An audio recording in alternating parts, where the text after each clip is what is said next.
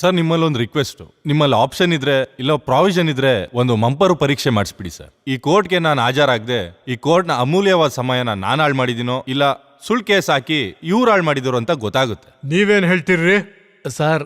ಈ ಮಂಪರ ಪರೀಕ್ಷೆಯಲ್ಲಿ ಏನ್ ಕೇಳ್ತಾರೆ ಸರ್? ನೀವೇನ್ ಕೇಸ್ ಹಾಕಿದಿರೋ ಅದನ್ನೇ ಕೇಳ್ತಾರೆ. ನನ್ ಮಗನೇ ಪೆತ್ ನನ್ ಮಗನೇ ಹುಚ್ಚ ನನ್ ಮಗನೇ, ನಾನ್ ಅದನ್ ಮಾಡ್ದೆ ಇದನ್ ಮಾಡ್ದೆ ಅಂದಾಗ ಮಾಡಿದೆಲ್ಲ ಹೇಳ್ಕೊತಿಯಲ್ಲ, ನಾಚಿಕೆ ಆಗಲ್ವಾ ನಿಮ್ಗೆ? ಈ 5 ಲಕ್ಷದಲ್ಲಿ ಇನ್ನು ಯಾರ್ಯಾರ ಫೀಸ್ ಇದೆ? ಅದು 5 ಲಕ್ಷದಲ್ಲಿ ನಿಮ್ಗೂ 1 ಲಕ್ಷ ಫೀಸ್ ಇದೆ ಅಂತ ಲಾಯರ್ ಹೇಳಿದ್ರು ಸರ್. ಹೌದಾ? ಕ್ಲರ್ಕ್ ಬಸವರಾಜುಗೂ ಇದೆ ಅಂತ ಹೇಳಿದ್ರು ಸರ್. ಆಮೇಲೆ ಅಲ್ಲಿ ಕೋವಿಡ್ ನಿಂತವ್ರಲ್ಲ ಸರ್, ಅವ್ರಿಗೂ ಇದೆ ಅಂತ ಹೇಳಿದ್ರು ಸರ್.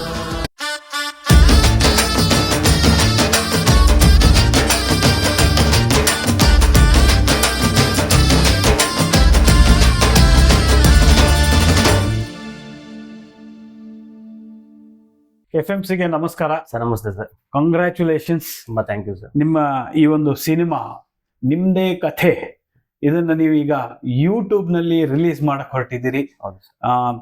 ತುಂಬಾ ತುಂಬಾ ಖುಷಿ ಆಯ್ತು. ಇದ್ರ ಜೊತೆಗೆ ಈ ಸಿನಿಮಾವನ್ನ ಡಿಜಿಟಲ್ ಅಲ್ಲಿ ರಿಲೀಸ್ ಮಾಡೋದಾಗ್ಲಿ ಅಥವಾ ಚಿತ್ರಮಂದಿರಗಳಲ್ಲಿ ರಿಲೀಸ್ ಮಾಡೋದಾಗ್ಲಿ ಸಾಕಷ್ಟು ಥರದ ಅನುಭವಗಳು ಬೇಕಾಗ್ತವೆ. ಮೊದಲ ಬಾರಿಗೆ ಒಂದು ಫೀಚರ್ ಫಿಲ್ಮ್ ಅನ್ನ ಅವರು ಮಾಡಿ ಅದನ್ನ ತೆರೆ ಕಂಡು ಆದ್ಮೇಲೆ, ಚಿತ್ರಮಂದಿರಗಳಲ್ಲಿ ತೆರೆ ಕಂಡಾದ್ಮೇಲೆ ಅದನ್ನ ಮತ್ತೆ ಈಗ ಯೂಟ್ಯೂಬ್ ನಲ್ಲಿ ರಿಲೀಸ್ ಮಾಡ್ತಾ ಇದ್ದಾರೆ ರಾಘವೇಂದ್ರ ಅವರು. ಆ ಸಿನಿಮಾದ ಡೈರೆಕ್ಟರ್ ಅಷ್ಟೇ ಅಲ್ಲ, ಕಥೆ ಕೂಡ ಅವರೇ ಬರೆದಿದ್ದಾರೆ, ಹಾಡುಗಳನ್ನು ಕೂಡ ನೀವೇ ಬರೆದಿದ್ದೀರಿ ಅಂತ ಕೇಳಿದೆ. ಇದರಲ್ಲಿ ನಿಮ್ಮ ಈ ಒಂದು ಸಿನಿಮಾವನ್ನ ಯೂಟ್ಯೂಬ್ ಅಲ್ಲಿ ನೀವು ರಿಲೀಸ್ ಮಾಡ್ತಾ ಇದ್ದೀರಿ. ಮೊಟ್ಟ ಮೊದಲ ಬಾರಿಗೆ ನಾನು ನಿಮ್ಗೆ ಕೇಳೋ ಪ್ರಶ್ನೆ ಅಂದ್ರೆ, ಕಥೆಯನ್ನ ನೀವೇ ಬರ್ದಿರಿ, ನಿಮ್ದೇ ಕಥೆ, ಸಿನಿಮಾ ಹೆಸರು ಕೂಡ ನಿಮ್ದೇ ಕಥೆ, ಹಾಗಿತ್ತು ಅದಕ್ಕೆ ಏನ್ ಪ್ರೇರಣೆ ಇತ್ತು ಅಂತ? ಸರ್, ಏನಂದ್ರೆ ಪ್ರತಿಯೊಬ್ಬ ಮನುಷ್ಯರಲ್ಲೂ 2 ಥರದ ಸಮಸ್ಯೆಗಳು ಇರುತ್ತೆ ಸರ್. ಅರ್ಥ ಅಂದ್ರೆ ಒಂದು ಸಮಸ್ಯೆ ಒಳಗಿಂದ ಬರುತ್ತೆ, ಇನ್ನೊಂದು ಸಮಸ್ಯೆ ಹೊರಗಿಂದ ಬರುತ್ತೆ. ಇಂಟರ್ನಲ್ ಸಮಸ್ಯೆಗಳು, ಹೊರಗಿನ ಎಕ್ಸ್ಟರ್ನಲ್ ಸಮಸ್ಯೆ. ಅಂದ್ರೆ ಅದನ್ನ ಯಾವ ರೀತಿ ನಾವು ನೋಡ್ತೀವಿ ಅಂತೇಳಿ, ನಾವು ಒಳಗಿಂದ ಇರೋ ಸಮಸ್ಯೆಗಳನ್ನ ತುಂಬಾ ಹಗುರವಾಗಿ ಕಾಣೋದು, ಕಾಮಿಡಿಯಾಗಿ ತಗೊಳೋದು, ಅಂದ್ರೆ ಹಾಸ್ಯವಾಗಿ ತಗೊಳ್ತೀವಿ. ಹೊರಗಿಂದ ಬರೋ ಸಮಸ್ಯೆ ಏನೋ ನಮ್ಗೆ ತುಂಬಾ ಏನೋ ನಮ್ಗೆ ದೊಡ್ಡದಾಗಿ ಆಘಾತ ಮಾಡುತ್ತೆ ಅನ್ನೋ ತರ ತಗೊಳ್ತೀವಿ ನಾವು. ಬಟ್ ಎರಡೂ ಸಮಸ್ಯೆಗಳು ನಮಗೆ ಒಂದೇ ಸರ್. ಎರಡೂ ನಾವು ಫೇಸ್ ಮಾಡಬೇಕು. ಸೊ ನಾವು ಕನ್ಕ್ಲೂಷನ್ ಕೊಟ್ಟಿರೋದು, ಏನೇ ಸಮಸ್ಯೆ ಬಂದ್ರೂ ಫೇಸ್ ಮಾಡಲೇಬೇಕು. ನಾವೊಂದು ಮರ ಗಿಡಗಳಿಗೂ ಸಮಸ್ಯೆ ಬಂದೇ ಬರುತ್ತೆ. ಹೌದು ಸರ್, ಮನುಷ್ಯರಿಗೆ ಅಷ್ಟೇ ಅಲ್ಲ, ಎಲ್ಲರಿಗೂ ಸಮಸ್ಯೆ ಬರುತ್ತೆ. ಸಮಸ್ಯೆ ಬಂದಾಗ ಬೇರೆ ಬೇರೆ ಏನೂ ಪರಿಹಾರ ಇಲ್ಲ. ಫಸ್ಟ್ ಫೇಸ್ ಮಾಡ್ತಾ ಹೋದ್ರೆ ಅಲ್ಲಿ ಪರಿಹಾರ ಸಿಗ್ತಾ ಹೋಗುತ್ತೆ. ನೀವು ಒಳಗಡೆ ಸಮಸ್ಯೆ ಬಂದಾಗ, ಫಾರ್ ಎಕ್ಸಾಂಪಲ್ ಯಾವುದೋ ಕಾಯಿಲೆ ಬಂತು ಅಂದ್ರೆ ನಾವು ಇಮಿಡಿಯೇಟ್ ಡಾಕ್ಟರ್ಗಳು ಕನ್ಸಲ್ಟ್ ಮಾಡ್ತೀವಿ. ಹಂಗೆ ಹೊರಗಿಂದ ಸಮಸ್ಯೆ ಬಂದಾಗೂ ವಿ ಹ್ಯಾವ್ ಟು ಕನ್ಸಲ್ಟ್ ಅದಕ್ಕೆ ಸಂಬಂಧಪಟ್ಟಂತ ವ್ಯಕ್ತಿಗಳಿಗೆ. ಅದು ನಾವು ಹೇಳ್ಕೋಬೇಕು. ಅನುಭವ ಇದ್ದವರು, ಅನುಭವ ಇದ್ದ ಹತ್ರ ಯಾರ ಹತ್ರ ಫಸ್ಟ್ ಹೇಳ್ಕೊಂಡಿದ್ದಾಗ ಏನಾಗುತ್ತೆ, ಒಳಗಡೆ ರೋಗಗಳನ್ನು ಹೇಳ್ದೇ ಇದ್ದಾಗ ಏನಾಗುತ್ತೆ, ಅದು ಬೆಳೀತಾ ಹೋಗುತ್ತೆ. ಸೊ ಕೊನೆಗೆ ಫಾರ್ ಕ್ಯಾನ್ಸರ್ ಫಸ್ಟ್ ಸ್ಟೇಜ್ ಅಲ್ಲಿ ನೀವು ಈಸಿಯಾಗಿ ಕ್ಯೂರ್ ಆಗ್ಬೋದು. ನೀವು ಫೈನಲ್ ಸ್ಟೇಜಿಗೆ ಬಂದಾಗ ಅದು ಕ್ಯೂರ್ ಮಾಡೋದು ತುಂಬಾ ಕಷ್ಟ ಆಗುತ್ತೆ. ಸೊ ಅದೇ ತರ ಹೊರಗಡೆ ಸಮಸ್ಯೆಗಳು ಏನೇ ಬಂದ್ರು ಕೂಡ ಯಾವುದೇ ಅಂಜಿಕೆ ಇಲ್ಲದೆ ಹೊರಗಡೆ ಅಪ್ರೋಚ್ ಮಾಡ್ಬೇಕು. ನಾವು ಈ ತರ ಒಂದು ಸಮಸ್ಯೆಯಲ್ಲಿ ಇದೀನಿ ನಾನು ಅಂತೇಳಿ. ನಿಮ್ಮ ಒಂದು ಸರ್ಕಲ್ ಇದ್ದೇ ಇರ್ತಾರೆ, ಯಾರಾದ್ರೂ ಪರಿಚಯ ಸ್ನೇಹಿತರು ಇರ್ಬೋದು, ಸಂಬಂಧಿಕರು ಇರ್ಬೋದು, ಇಲ್ಲ ಮನೆಯಲ್ಲೇ ಇರ್ಬೋದು. ಅದು ನೀವು ಹೇಳ್ದೇ ಇದ್ದಾಗ ಅದೇನಾಗುತ್ತೆ, ದೊಡ್ಡದಾಗ್ಬಿಟ್ಟು ಕೊನೆಗೆ ಅದು ಬರೀ ತನ್ನೊಬ್ಬನಿಗೆ ಅಲ್ದೇನೆ ತನ್ನ ಸುತ್ತಮುತ್ತ ಇರೋರ್ಗು ಎಫೆಕ್ಟ್ ಮಾಡುತ್ತೆ. ಸೊ ಈ ಸಮಸ್ಯೆಗಳನ್ನ ಇಟ್ಕೊಂಡು ನಾವು ಒಂದು ಸಿನಿಮಾನ ಯಾವ ತರ ಎಣಿಬೋದು. ಸೊ ಇದಕ್ಕೆ ಈ ಸಮಸ್ಯೆ ಅನ್ನೋದಕ್ಕೆ ಬಂದಾಗ ಒಂದೇನೋ, ನಾವು ಎಲ್ಲಾ ಸಮಸ್ಯೆನೂ ಅಡ್ರೆಸ್ ಮಾಡಕ್ ಬರೋದಿಲ್ಲ. ಸಿನಿಮಾದಲ್ಲಿ ಒಂದು ಸಮಸ್ಯೆ ಕೊಡಬೇಕು, ಯಾವ್ದು ಒಳಗಡೆದೇನು ನಾವು. ಸೊ ಅದನ್ನ ಸ್ವಲ್ಪ ಲೈಂಗಿಕ ಸಮಸ್ಯೆ ತಂದಿದೀವಿ. ಸೊ ಸೆಕೆಂಡ್ ಹಾಫ್ ಅಲ್ಲಿ ಒಂದು ಲೋನ್ ಸಮಸ್ಯೆ ತಂದಿದೀವಿ. ಸೊ ಲೈಂಗಿಕ ಅಂತ ಹೇಳಿದ್ರೆ ಅದು ಇಂಟರ್ನಲ್, ಅದನ್ನ ಯಾವ ತರ ಕಾಮಿಡಿಯಾಗಿ ತಗೊಂಡು ಹೋಗ್ಬೋದು. ಸೊ ಲೋನ್ ಸಮಸ್ಯೆ ಅಂತ ಹೇಳಿದ್ರೆ ಅದು ಹೊರಗಿಂದ ಬರೋಂಥ ಸಮಸ್ಯೆ, ಅವನಾಗ ಅವ್ನು ಮಾಡ್ಕೊಳ್ಳೋ ಸಮಸ್ಯೆ. ಇದರಲ್ಲಿ ಪ್ರೊಟಾಗನಿಸ್ಟ್ ಬಂದ್ಬಿಟ್ಟು ಇನ್ಶೂರೆನ್ಸ್ ಮ್ಯಾನೇಜರ್ ಆಗಿರ್ತಾನೆ. ಸೊ ಅಲ್ಲಿ ಅವನಿಗೆ ಉದ್ಭವ ಆಗಂತ ಚಾಲೆಂಜಸ್ಗಳು, ತನ್ನ ಟಾರ್ಗೆಟ್ ರೀಚ್ ಮಾಡಕ್ ಹೋಗಿ ಮಾಡ್ಕೊಳ್ಳೋ ಅಂತ ಎಡವಟ್ಟುಗಳು. ಸೊ ಇದನ್ನ ನಾವು ಸಿನಿಮಾದಲ್ಲಿ ನೈಜವಾಗಿ ತೋರ್ಸಕ್ ಟ್ರೈ ಮಾಡಿದ್ವಿ. ಅದು ಆಡಿಯನ್ಸ್ ಹೇಳೋದು, ನಾವ್ ಎಷ್ಟು ಮಟ್ಟಿಗೆ ನೈಜವಾಗಿ ತೋರಿಸಿದೀವಿ, ಅವ್ರಿಗೆ ಒಪ್ಪಂಗ್ ತೋರಿಸಿದೀವಿ ಅನ್ನೋದು ಡಿಪೆಂಡ್ಸ್ ಆನ್ ಆಡಿಯನ್ಸ್. ಬಟ್ ನಾವು ನಮ್ಮ ಪ್ರಯತ್ನ ಮಾಡಿ ಆಡಿಯನ್ಸ್ ಬಿಟ್ಟಿದೀವಿ. ಸೊ ಇದು ನನಗೆ ಮುಖ್ಯವಾಗಿ ಕಾಡಿದ್ದು ಇದು ಅಂತ ಹೇಳಿದ್ರೆ, ಈಗ ಇದನ್ನ ಹೇಳ್ಬೇಕು ಜನಕ್ಕೆ. ಸೊ ಸಮಸ್ಯೆ ಬಂದಾಗ ಸಿಂಪಲ್ ಏನಂದ್ರೆ, ಸಮಸ್ಯೆಯನ್ನ ಫೇಸ್ ಮಾಡಿ ಅಷ್ಟೇ. ಫೇಸ್ ಅಂತ ಅಷ್ಟೇ, ಸುಮ್ಮನೆ ಎದುರುಗಡೆ ನಿಂತ್ಕೊಳ್ಳೋದಲ್ಲ. ಫೇಸ್ ಅಂತ ಹೇಳಿದ್ರೆ ಅಲ್ಲೊಂದಷ್ಟು ದಾರಿಗಳು ಇರ್ತವೆ. ನಾವು ಯಾರಿಗೆ ಅಪ್ರೋಚ್ ಆಗ್ಬೇಕು, ಯಾರ ಹತ್ರ ಹಂಚ್ಕೋಬೇಕು. ಯಾರ ಹತ್ರ ಹಂಚ್ಕೊಂಡ ತಕ್ಷಣ ಅದೇನು ಸಮಸ್ಯೆ ಬಗೆಹರಿಯೋದಿಲ್ಲ. ಅದಾದ್ಮೇಲೂ ಕೂಡ ಚಾಲೆಂಜಸ್ ಇರುತ್ತೆ. ಸೊ ಅದಕ್ಕೆಲ್ಲವೂ ನೀವು ನಿಂತ್ಕೊಳ್ಳೇಬೇಕು, ಹೋರಾಡ್ಲೇಬೇಕು. ಲೈಫ್ ಅನ್ನೋದು ಒಂದು ದಿನನಿತ್ಯ ಸ್ಟ್ರಗಲ್. ನೀವು ಚಿತೆ ಏರೋವರೆಗೂ ನೀವು ಸ್ಟ್ರಗಲ್ ಮಾಡ್ಲೇಬೇಕು. ಸೊ ಈ ಒಂದು ಇದನ್ನ ಸಿಂಪಲ್ ಆಗಿ ಕಾಮಿಡಿಯಾಗಿ ಒಂದು ಸ್ವಲ್ಪ ಎಮೋಷನಲ್ ಆಗಿ ಹೇಳಕ್ ಟ್ರೈ ಮಾಡಿದ್ವಿ ಸರ್. ಇಲ್ಲ, ನೀವೀಗ ಸಮಸ್ಯೆ ಅಂತ ಹೇಳಿದ್ಮೇಲೆ ನನಗೆ ಒಂದೊಂದು ಪ್ರಶ್ನೆ ಹುಟ್ಟಾಕೊಳ್ತು.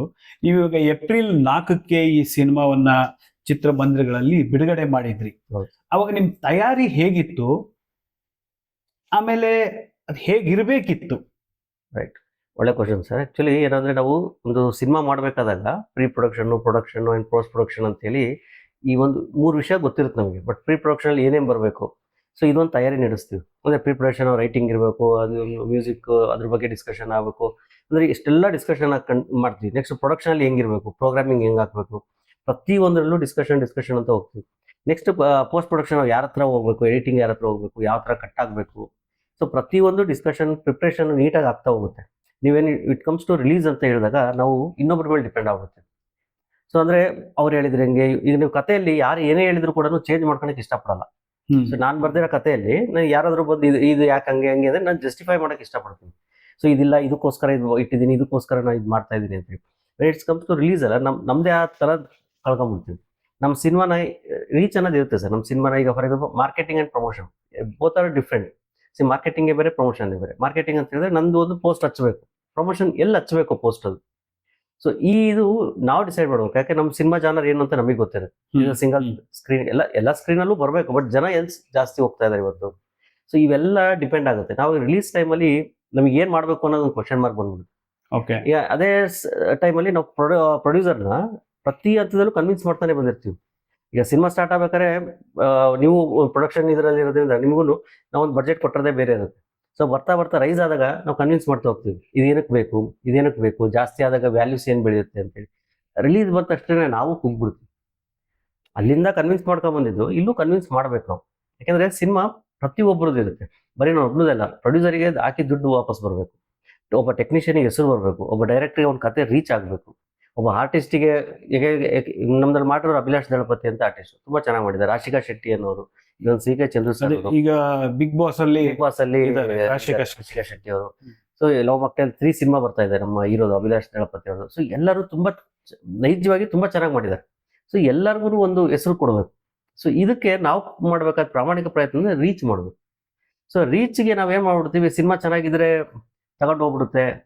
ಸೊ ಈ ತರ ನಾವೇನ್ ಮಾಡ್ಬಿಡ್ತೀವಿ, ಸಿನಿಮಾ ರಿಲೀಸ್ ಮಾಡ್ಬಿಡ್ತೀವಿ. ಸಿನಿಮಾ ರಿಲೀಸ್ ಆದ್ಮೇಲೆ ಏನ್ ಮಾಡ್ಬೇಕು ಅಂತ ನಾವು ಡಿಸ್ಕಷನ್ ಮಾಡಕ್ ಹೋಗ್ತೀವಿ. ಅದು ಮೊದಲನೇ ರಾಂಗ್ ಥಿಂಗ್ ಸರ್. ಯಾಕಂದ್ರೆ 3 ದಿನದಲ್ಲಿ ಜನ ಬಂದ್ರೆ ಬರ್ಬೇಕು ಸರ್. 3 ದಿನದ ಬರ್ಲಿಲ್ಲ ಜನ ಅಂತ ಹೇಳಿದ್ರೆ ನೀವು 1 ವರ್ಷ ಇಟ್ಕೊಂಡ್ರು ಜನ ಬರಲ್ಲ. ಇದು ನಾನು ಕಂಡ್ಕೊಂಡಿದ್ದು ಸರ್. ನಾವು ಇನ್ನೊಂದು ಯಾಕಂದ್ರೆ ನೆಕ್ಸ್ಟ್ ವಾರಕ್ಕಾಗಲಿ ಇನ್ನೊಂದು 4 ಸಿನಿಮಾ ರೆಡಿ ಇರುತ್ತೆ. ಈ ವಾರ ಒಂದು 4 ಸಿನಿಮಾ ರಿಲೀಸ್ ಆದ್ರೆ ನೆಕ್ಸ್ಟ್ ವಾರಕ್ಕೆ ಇನ್ನೊಂದು 4 ಸಿನಿಮಾ ರಿಲೀಸ್ ಇರುತ್ತೆ. ಥಿಯೇಟರ್ವರೆಗೂ ನಮ್ಮ ಸಿನಿಮಾ ಹೋಗ್ತಿಲ್ಲ ಅಂದ್ರೆ ಅಲ್ಲಿ ಇನ್ನೊಂದು ಆಪ್ಷನ್ ಇರುತ್ತೆ. ಅದೇ ತರ ಜನಕ್ಕೂ ಆಪ್ಷನ್ ಇದೆ. ಈಗ ಜನಕ್ಕೂ ಈ ಸಿನಿಮಾ ಚೆನ್ನಾಗಿದೆ, ಅವ್ರು ಹೇಳಿದ್ರೆ ನೋಡೋಣ ಆ ಟೈಮೇ ಇಲ್ಲ ಸರ್.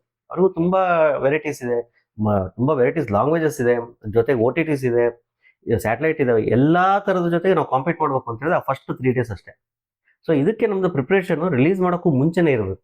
ಆಫ್ಟರ್ ರಿಲೀಸ್ ಚೆನ್ನಾಗಿದೆನೋ ಚೆನ್ನಾಗಿಲ್ವೋ ನಾವು ಮಾಡಿದೀವಿ, ಅದು ನಂಬಬೇಕು. ನಾವು ಆ ನಂಬಿಕೆ ಇಟ್ಕೊಂಡೆ ನಾವು ಸಿನಿಮಾಗೆ ಏನ್ ಮಾಡ್ಬೇಕು ಅದನ್ನ ಮಾಡ್ಬೇಕು. ಅದಾದ್ಮೇಲೆ ಆಡಿಯನ್ಸಿಗೆ ಬಿಟ್ಟಿದ್ದು. ನಾವು ಫಸ್ಟ್ 3 days ಎಲ್ಲ ಏನ್ ಮಾಡ್ತೀವಿ, ನಮ್ಮವ್ರಿಗೆ ತೋರ್ಸಕ್ ಟ್ರೈ ಮಾಡ್ತೀವಿ. ನಮ್ಮವ್ರು ಚೆನ್ನಾಗಿದೆ ಅಂತ ಹೇಳಿದ್ಮೇಲೆ ನೋಡೋಣ ಹೊರಗ್ನವ್ರಿಗೆ. ಸೊ ಅದು ತುಂಬಾ ರಾಂಗ್ ಥಿಂಗ್ ಅನ್ಸುತ್ತೆ. ಆಮೇಲೆ ಫ್ರೀ ಟಿಕೆಟ್ಸ್ ಕೊಡೋದು. ಸೊ ಏನಾಗುತ್ತೆ, ಅದು ನಡೆದೇ ನಡೀತದೆ. ಫ್ರೀ ಟಿಕೆಟ್ಸ್ ಅಂದ್ರೆ ನಾವು ಏಜೆನ್ಸಿ ಮುಖಾಂತರ ಹೇಳ್ತಾ ಇಲ್ಲ, ನಮ್ಮವರಿಗೆ ನಾವು ಫಸ್ಟ್ ಇದು ಕೊಡೋದು, ಫ್ರೀ ಟಿಕೆಟ್ಸ್ ಕೊಡೋದು. ಏನಾಗುತ್ತೆ, ಎಲ್ಲ ಅವ್ರದೇ ಬೈಟ್ಸ್ ತಾಣೋದು. ಸೊ ಏನಾಗುತ್ತೆ, ಆಮೇಲೆ ನಮ್ಮ ಸಿನಿಮಾ ಬಗ್ಗೆ ಏನ್ ಮಾತಾಡ್ಬೇಕಿತ್ತು ನಮ್ದು. ಆಕ್ಚುಲಿ ಇನ್ನೊಂದು ನಮಗೆ ಅನ್ಸಿದ್ದು, ನಮ್ದು ಫಸ್ಟ್ ಹಾಫ್ ಅಲ್ಲಿ ಒಂದು ಸಿನಿಮಾ ಇದೆ, ಸೆಕೆಂಡ್ ಹಾಫ್ ಅಲ್ಲಿ ಒಂದು ಸಿನಿಮಾ ಇದೆ. ನಮ್ದೆಲ್ಲ ಸೆಕೆಂಡ್ ಹಾಫ್ ಮಾತಾಡಿದ್ರು ಸಿನಿಮಾದು. ನಮ್ಮ ಫಸ್ಟ್ ಹಾಫ್ ನಾವು ಒಂದು ಕಾಮಿಡಿ ಟ್ರ್ಯಾಕ್ ರನ್ ಮಾಡಿದ್ವಿ. ಆ ಕಾಮಿಡಿ ಬಗ್ಗೆ ಜಾಸ್ತಿ ಮಾತಾಡಲಿಲ್ಲ. ಅದ್ರ ಬಗ್ಗೆ ಆಸ್ ಎ ಟೀಮ್ ನಾವು ತಗೋಬೇಕಿತ್ತು. ಅಂದ್ರೆ ನಮ್ಮ ಸಿನಿಮಾದ್ ನಾವು ಏನ್ ಪ್ರಮೋಟ್ ಮಾಡಬೇಕು ಅನ್ನೋದು ಕೂಡ ನಾವು ಅದ್ರಲ್ಲಿ ಫೇಲ್ ಆಗಿದ್ದೀವಿ. ಸೊ ನಮ್ಮ ಫೇಲ್ಯೂರ್ ನಾವು ಒಪ್ಕೋಬೇಕು ಸರ್. ನಾವು ಸಿನಿಮಾ ಮಾಡ್ಬಿಟ್ಟಿದೀವಿ ಅಂತೇಳಿ ನಮ್ದೇ ಹೆಂಗಿದೇನೋ ನಾವು ಚೆನ್ನಾಗಿ ಮಾಡಿದ್ವಿ, ಜನ ಬರಲಿಲ್ಲ ಅಂತ ಹೇಳೋದು ತುಂಬಾ ತಪ್ಪು. ಸೊ ನಮ್ಮ ಫೇಲ್ಯೂರ್ಸ್ ಏನೋ ನಾವು ಪ್ರಮೋಟ್ ಮಾಡಲಿಲ್ಲ. ಈವನ್ ಸೆಕೆಂಡ್ ಹಾಫ್ ಚೆನ್ನಾಗಿದೆ ಅಂತ ಹೇಳಿದ್ದನ್ನು ಕೂಡ ನಾವು ಪ್ರಮೋಟ್ ಮಾಡೋದ್ರಲ್ಲಿ ಫೈಟ್ ಸರ್. ಸೊ ಆದ್ರಿಂದ ನಾವು ಅದನ್ನ ಅನಲೈಸ್ ಮಾಡ್ಕೊಂಡು ಅದರಿಂದ ನೆಕ್ಸ್ಟ್ ರೀವರ್ಕ್ ಮಾಡೋ ಅಷ್ಟರಲ್ಲಿ ಥಿಯೇಟ್ರಿಂದ ಸಿನಿಮಾನೇ ಹೊರ ಬಂತು. ಸೊ ನೆಕ್ಸ್ಟ್ ಏನ್ ಮಾಡಬೇಕು ಎಲ್ಲ ಒಂದು ಕ್ವಶನ್ ಮಾರ್ಕ್. ಈಗ ಪ್ರೊಡಕ್ಷನ್ ಅವರಿಗೆ ಏನಾಗುತ್ತೆ, ಒಂದಿಷ್ಟು ದುಡ್ಡು ಬಂದಿಲ್ಲ ಅಂತಲ್ಲ, ಬಟ್ ಎಕ್ಸ್ಪೆಕ್ಟೆಡ್ ಅಮೌಂಟ್ ಬರ್ಲಿಲ್ಲದಾಗ ಎಲ್ಲ ಕ್ವಶನ್ ಮಾರ್ಕ್. ಇನ್ನು ನಾವು ಏನ್ ಮಾಡಬೇಕು. ಸೊ ಈ ಹಂತದಲ್ಲಿ ನಾವು ಜನಕ್ಕೆ ನಮ್ಮ ಇಂಥದ್ದೊಂದು ಸಿನಿಮಾ ಇದೆ ಅಂತ ರೀಚ್ ಮಾಡೋದ್ರಲ್ಲಿ ವಿ ಕಂಪ್ಲೀಟ್ಲಿ ಫೇಲ್ಡ್ ಆಗಿದೆ ಸರ್. ನನ್ನ ಮಟ್ಟಿಗೆ ಹೇಳ್ಬೇಕಂದ್ರೆ ಇವತ್ತಿನ ಕಾಲದಲ್ಲಿ ನೀವು ಹೇಳ್ದಂಗೆ ಡಿಜಿಟಲ್ ಮೀಡಿಯಾಗಳು ಏನಿದೆ, ಸಾಕಷ್ಟು ನಾವು ಸಿನಿಮಾ ಮಾಡೋದಕ್ಕಿಂತ ಹೆಚ್ಚು ನಾವು ಈ ಡಿಜಿಟಲ್ ಮೀಡಿಯಾಗಳಿಗೆ ಖರ್ಚು ಮಾಡುವಂತ ಪರಿಸ್ಥಿತಿ ಬಂದಿದೆ. ಜನಕ್ಕೆ ರೀಚ್ ಮಾಡೋದಿದೆಯಲ್ಲ, ಇವತ್ತಿನ ಕಾಲದಲ್ಲಿ ತುಂಬಾ ಕಷ್ಟವಾದ ಪರಿಸ್ಥಿತಿ. ನೀವು ಹೇಳಿದ ಹಾಗೇನೆ ಇಲ್ಲಿ ನೀವು ಯಾವ ರೀತಿಯಾಗಿ ನೀವು ಪ್ರಮೋಷನಲ್ ಆಕ್ಟಿವಿಟೀಸ್ಗಳನ್ನ ಮಾಡಿದ್ರಿ? ಯಾಕೆಂತ ಹೇಳಿದ್ರೆ ಇಲ್ಲಿ ಏನಾಗುತ್ತೆ, ಇವತ್ತಿನ ಜನಕ್ಕೆ ಒಂದು ಸೆಕೆಂಡ್ ಅಲ್ಲಿ ಎಲ್ಲೋ ಒಂದು ಬ್ರೌಸ್ ಮಾಡ್ತಾ ಹೋಗ್ತಾ ಇರ್ತಾರೆ ಮೊಬೈಲ್ ನಲ್ಲಿ, ಅದು ಹಂಗೆ ಮೂವ್ ಆಗಿ ಹೋಗ್ತಾ ಇರುತ್ತೆ. ಒಂದೊಂದು ಅಟ್ರಾಕ್ಷನ್ ಬೇಕಲ್ವಾ ಅದಕ್ಕೆ. ಓ, ಇದೊಂಚೂರು ಏನೋ ಇದೆಯಲ್ಲ ಹೊಸದಾಗಿ ಅಂತ. ಈ ತರದ್ದು ಏನಾದ್ರೂ ಯೋಚನೆಗಳನ್ನ ಮುಂಚೆನೆ ಮಾಡಿದ್ರ ಅಥವಾ ರಿಲೀಸ್ ಆದ್ಮೇಲೆ ಮಾಡಕ್ ಶುರು ಮಾಡಿದ್ರ, ಹೇಗೆ ಏನು ಅಂತ? ಇಲ್ಲ ಅದೇ ಸರ್, ನಾವಲ್ಲೇ ಹೇಳ್ದಂಗೆ ಈಗ ಫಿಲಮ್ ನಾವು ತೆಗಿಯೋಕೊಂದಿಷ್ಟು ಅಂತ ಹೇಳಿ ಬಡ್ಜೆಟ್ ಹಾಕೊಂಡು budget when it come to release ಬಂದ ತಕ್ಷಣನೇ ಅಲ್ಲಿ ನಾವು ಪ್ರಮೋಷನ್ ಬಡ್ಜೆಟ್ ನೋಡಿದ್ರೆ ಸಿನಿಮಾ ಬಡ್ಜೆಟ್ಗಿಂತ ಒಂದು 2 times ಜಾಸ್ತಿ ಇರುತ್ತೆ. ಈಗ ಎಕ್ಸಿಸ್ಟಿಂಗ್ ಪ್ರೊಡ್ಯೂಸರ್, ಇಲ್ಲಿ 2 ತರ ಪ್ರೊಡ್ಯೂಸರ್ ಸರ್, ಒಂದು ಎಕ್ಸಿಸ್ಟಿಂಗ್ ಪ್ರೊಡ್ಯೂಸರ್, ಒಂದು ನ್ಯೂ ಪ್ರೊಡ್ಯೂಸರ್ಸ್. ಸೊ ಎಕ್ಸಿಸ್ಟಿಂಗ್ ಪ್ರೊಡ್ಯೂಸರ್ಸ್ಗೆ ಅವ್ರಿಗೆ ಗೊತ್ತು ಅಂದ್ರೆ ಇದಕ್ಕೆ ಏನಕ್ಕೆ ಬೇಕು, ಇಲ್ಲಿ ಏನಕ್ಕೆ ಕೊಡಬೇಕು, ನಾನು ಯಾವ ಒಂದು ಹಂತದಲ್ಲಿದೆ ಸಿನಿಮಾ ಅಂತ. ಈ ಹೊಸ ಪ್ರೊಡ್ಯೂಸರ್ಸ್ಗೆ ಎಲ್ಲ ನಾವೇ ಕನ್ವಿನ್ಸ್ ಮಾಡಿ ಹಿಂಗ್ ಬರ್ತೀವಿ ಸರ್, ಹಂಗ್ ಬರ್ತೀವಿ ಸರ್, OTT ಇಂದ ಇಷ್ಟು ಬಂದ್ಬಿಡುತ್ತೆ, ಸ್ಯಾಟಲೈಟ್ ಇಂದ ಇಷ್ಟು ಬಂದ್ಬಿಡುತ್ತೆ, ಆಡಿಯೋ ರೈಟ್ಸ್ ಇಂದ ಇಷ್ಟು ಬಂದ್ಬಿಡುತ್ತೆ. ಸೊ ಅದು ನಾವು ಅನ್ಕೊಂಡು ತಪ್ಪು ಅಂತ ಹೇಳ್ತಿಲ್ಲ. ನಾವು ಸಿನಿಮಾ ಶುರು ಮಾಡಬೇಕಾದಾಗ ಒಂದು ಫೇಸ್ ಇರುತ್ತೆ cinema. So when it release ಬರ್ಬೇಕಾದ್ರೆ ಅದು ಇನ್ನೊಂದು ಫೇಸ್ ಆಗಿರುತ್ತೆ. ಸೊ ನಾವು ಸಿನಿಮಾ ರಿಲೀಸ್ ಮಾಡ್ಬೇಕಾದ್ರೆ OTT ಬೈ ಮಾಡ್ತಾ ಇದ್ರು, ಸ್ಯಾಟಲೈಟ್ ಬೈ ಮಾಡ್ತಾ ಇದ್ರು. ಸೊ ನಾವು ರಿಲೀಸಿಗೆ ಬಂದಾಗ ಆಲ್ರೆಡಿ ಪೇಪರ್ ವ್ಯೂ ಬಂದ್ಬಿಟ್ಟಿದ್ದಾರೆ, ಮೋಸ್ಟ್ಲಿ ಆಲ್ರೆಡಿ ರೆಂಟಿಗೆ ಬಂದ್ಬಿಟ್ಟಿದ್ದಾರೆ. ಸೊ ಸ್ಯಾಟಲೈಟ್ ಅವರಂತೂ ಕನ್ನಡ ಸಿನಿಮಾನ ನನಗೆ ತಿಳಿದ ಮಟ್ಟಿಗೆ ಅದು ತಪ್ಪು ಅಂತ ಹೇಳ್ತಿಲ್ಲ, ಯಾರು ಚಾರಿಟಿ ಓಪನ್ ಮಾಡಿಲ್ಲ ಸರ್. ಸೊ ಅವ್ರದ್ದು ಕೂಡ ಅವ್ರದ್ದು ಸರ್ವರ್ದು ಇರುತ್ತೆ, ಅವ್ರದ್ದು ಸ್ಟೋರೇಜ್ ಕೆಪಾಸಿಟಿ, ಅವರು ಕೂಡ ಒಂದು ಸಿನಿಮಾ ಹಾಕಿದ್ರೆ ನನಗೆ ಏನು ಲಾಭ ಅಂತ ಅವರು ನೋಡ್ಬೇಕು. ಸೊ ಅದು ಅವ್ರು ತಪ್ಪು ಅಂತ ಹೇಳ್ತಾರೆ. ಬಟ್ ನಮಗೆ ಈ ಥರದ್ದೆಲ್ಲ ನಾವು ಒಂದು ರೀಡ್ ಮಾಡಿರಲ್ಲ, ನಾಲೆಡ್ಜ್ ತಗೊಂಡಿರೋದಿಲ್ಲ. ನಮಗೆ ಯಾರೋ 3ನೇ ವ್ಯಕ್ತಿ ಹೇಳಿರೋದನ್ನ ತೊಗೊಂಡು ಅದನ್ನೇ ತಲೆ ಇಟ್ಕೊಂಡು ಅದನ್ನ ನಾವು ಪ್ರೊಡ್ಯೂಸರ್ಗೆ ಫಿಲ್ ಮಾಡ್ಬಿಡ್ತೀವಿ. ಸೊ ನಾನೇ ಆಫ್ ನಾಲೆಡ್ಜ್ ಆದಾಗ ನಮ್ಮ ಪ್ರೊಡ್ಯೂಸರಿಗೆ ನಾನು ಕೊಡೋದು ಇನ್ನೂ ಆಫ್ ನಾಲೆಡ್ಜ್. ಯಾಕಂದ್ರೆ ಹೊಸ ಅದು ಇಂಟ್ರೆಸ್ಟೆಡ್ ಫುಲ್ಲಿ ಇಂಟ್ರೆಸ್ಟೆಡ್ ಇದ್ರೆ ಒಂದು ಆಫ್ ನಾಲೆಡ್ಜ್ ಕೊಡ್ತೀನಿ. ಪ್ರೊಡ್ಯೂಸರ್ ಎಲ್ಲ ನಮ್ಮ ಮೇಲೆ ನಂಬಿಕೆ ಬಿಟ್ಟಾಗ ಅವ್ರು ತಗೊಂಡಿದೆ ಒಂದು 10%. ನಾನೇ 50% ನಾಲೆಡ್ಜ್ ಇದ್ದಾಗ ಪ್ರೊಡ್ಯೂಸರಿಗೆ ನಾನು ಕೊಡೋ ನಾಲೆಡ್ಜ್ ಎಷ್ಟು? ಸೊ ಇದು ಒಂದು ತುಂಬಾ ನಮ್ಮ ಕಡೆಯಿಂದ ಆದಂತ ಮಿಸ್ಟೇಕ್. ಸೊ ಹಂಗಂತೇಳಿ ಯಾವ್ದು ಪ್ರಾಮಾಣಿಕವಾಗಿ ನಡೆದಿಲ್ಲ ಅಂತಲ್ಲ, ಬಟ್ ಏನಾದ್ರು ಅಂತ ಹೇಳಿದ್ರೆ ನಾವು ತಿಳ್ಕೊಳೋ ಇದರಲ್ಲಿ ನಾವು ಹೊಸಬ್ರಿಗೆ, ಫಾರ್ ಎಕ್ಸಾಂಪಲ್ ನಾನು ಹೇಳ್ತಾರೆ, ಈಗ ನಾವು ಇಲ್ಲಿ ಬಂದಿರೋ ಉದ್ದೇಶ ಒಂದು ನಮ್ಮ ಸಿನಿಮಾಗೂ ಪ್ರಮೋಟ್ ಆಗೋದು, ಹೇಗೆ ಯೂಟ್ಯೂಬಲ್ಲಿ ಬರ್ತಾ ಇದ್ವಿ. ಬಟ್ ನೆಕ್ಸ್ಟ್ ಮಾಡೋರಿಗೂ ಇನ್ಕ್ಲೂಡಿಂಗ್ ನಮಗೂ ಹೇಳ್ತಾ ನಾವು ಅದರಲ್ಲಿ ಎಕ್ಸ್ಪೀರಿಯನ್ಸ್ ಆಗ್ತೀವಿ. ಯಾವ್ದೋ ಒಂದು ಸಿನಿಮಾ ನೀವು ಕತೆ ಬರೆದ್ಮೇಲೆ, ಅದು ಸ್ಕ್ರಿಪ್ಟ್ ಲಾಕ್ ಆದ್ಮೇಲೆ ನಂದು ಸಿನಿಮಾ ರೆಡಿ ಇದೆ ಅನ್ಕೊಂಡು ನೀವು ಅಡ್ಡಾಡಬೇಕು ಒಂದು. ಯಾಕೆಂದ್ರೆ ನಮಗೆ ಯಾವ ಹಂತದಲ್ಲಿ ಅಂದ್ರೆ ನಮಗೆ ಏನಂತ ಪಬ್ಲಿಸಿಟಿಗೆ ಏನ್ ಬೇಕು ಅನ್ನೋದು ಗೊತ್ತಿರಲ್ಲ. ನಮಗೆ 6 ಶೀಟ್ ಅಂದ್ರೆ ಏನು ಗೊತ್ತಿರಲ್ಲ, DR ಅಂದ್ರೆ ಗೊತ್ತಿಲ್ಲ, 4 ಶೀಟ್ ಅಂದ್ರೆ ಗೊತ್ತಿಲ್ಲ, ಕಂಟೆಂಟ್ ಚಾರ್ಜ್ ಅಂದ್ರೆ ಏನು ಗೊತ್ತಿಲ್ಲ, ಯಾವ ರೀತಿ ಅಪ್ಲೋಡ್ ಮಾಡಬೇಕು, UFO YouTube. ಒಂದು ಸಿನಿಮಾ ರೆಡಿ ಇದೆ ಅನ್ಕೊಂಡು ನೀವು ಪ್ರತಿಯೊಂದು ಅಡ್ಡಾಡಿದಾಗ ನಿಮಗೆ ನೀಟಾಗಿ ಒಂದು ಪ್ರೋಗ್ರಾಮಿಂಗ್ ಹಾಕೋಣಕ್ಕೆ ಈಸಿ ಆಗುತ್ತೆ. ಸೊ ಇದನ್ನ ತಯಾರಿ ನಡೆಸಬೇಕಿತ್ತು, ನಾವು ನಡೆಸಿಲ್ಲ. ಹಾಗಾಗಿ ನಾವು ರೀಚ್ ಆಗೋದ್ರಲ್ಲಿ, ಯಾಕಂದ್ರೆ ಸಿನಿಮಾ ಏನಂದ್ರೆ ನೋಡಿದವರು ನಮ್ಮ ಸರ್ಕಲ್ ಬಿಟ್ಟು ಬೇರೆಯವ್ರು ನೋಡಿದವರು ಕೂಡ ಅಪ್ರಿಷಿಯೇಟ್ ಮಾಡಿದ್ರು. ಮೊದಲನೇ ಸಿನಿಮಾ ಅಲ್ಲಿ ಆ ಥರ ಮಾಡಿಲ್ಲ, ತುಂಬಾ ಚೆನ್ನಾಗಿ ಬಂದಿದೆ, ನೀಟ್ ಸಿನಿಮಾ, ಒಂದ್ಸತಿ ಕೂತ್ಕೊಂಡು ಆರಾಮಾಗಿ ನೋಡ್ಬೋದು, ನಗ್ಸಿದ್ದೀರಾ, ಅಳಿಸಿದ್ದೀರಾ, ಒಂದು ಇನ್ಫಾರ್ಮೇಟಿವ್ ಕೊಟ್ಟಿದ್ದೀರಾ. ನಾನು ಮೆಸೇಜ್ ಅಂತ ಹೇಳಕ್ ಹೋಗೋದಿಲ್ಲ, ಒಂದು ಇನ್ಫಾರ್ಮೇಶನ್ ಕೊಟ್ಟಿದ್ದೀವಿ, ಇನ್ಶೂರೆನ್ಸ್ ಬಗ್ಗೆ ಹೇಳಿದೀವಿ, ಲೋನ್ಸ್ ಬಗ್ಗೆ ಹೇಳಿದೀವಿ, ಒಂದು ಸಮಸ್ಯೆ ಬಗ್ಗೆ ಹೇಳಿದೀವಿ, ಪ್ರತಿಯೊಂದು ಇನ್ಫಾರ್ಮೇಟಿವ್ ಆಗಿದೆ, ಸಿನಿಮಾ ನೀಟಾಗಿ ನೋಡ್ಸ್ಕೊಂಡು ಹೋಯ್ತು ಅಂತ ನಾವು ಹೇಳಿದ್ವಿ. ಪ್ರತಿಯೊಬ್ಬರು ಈ ಥರ ಇದೆ.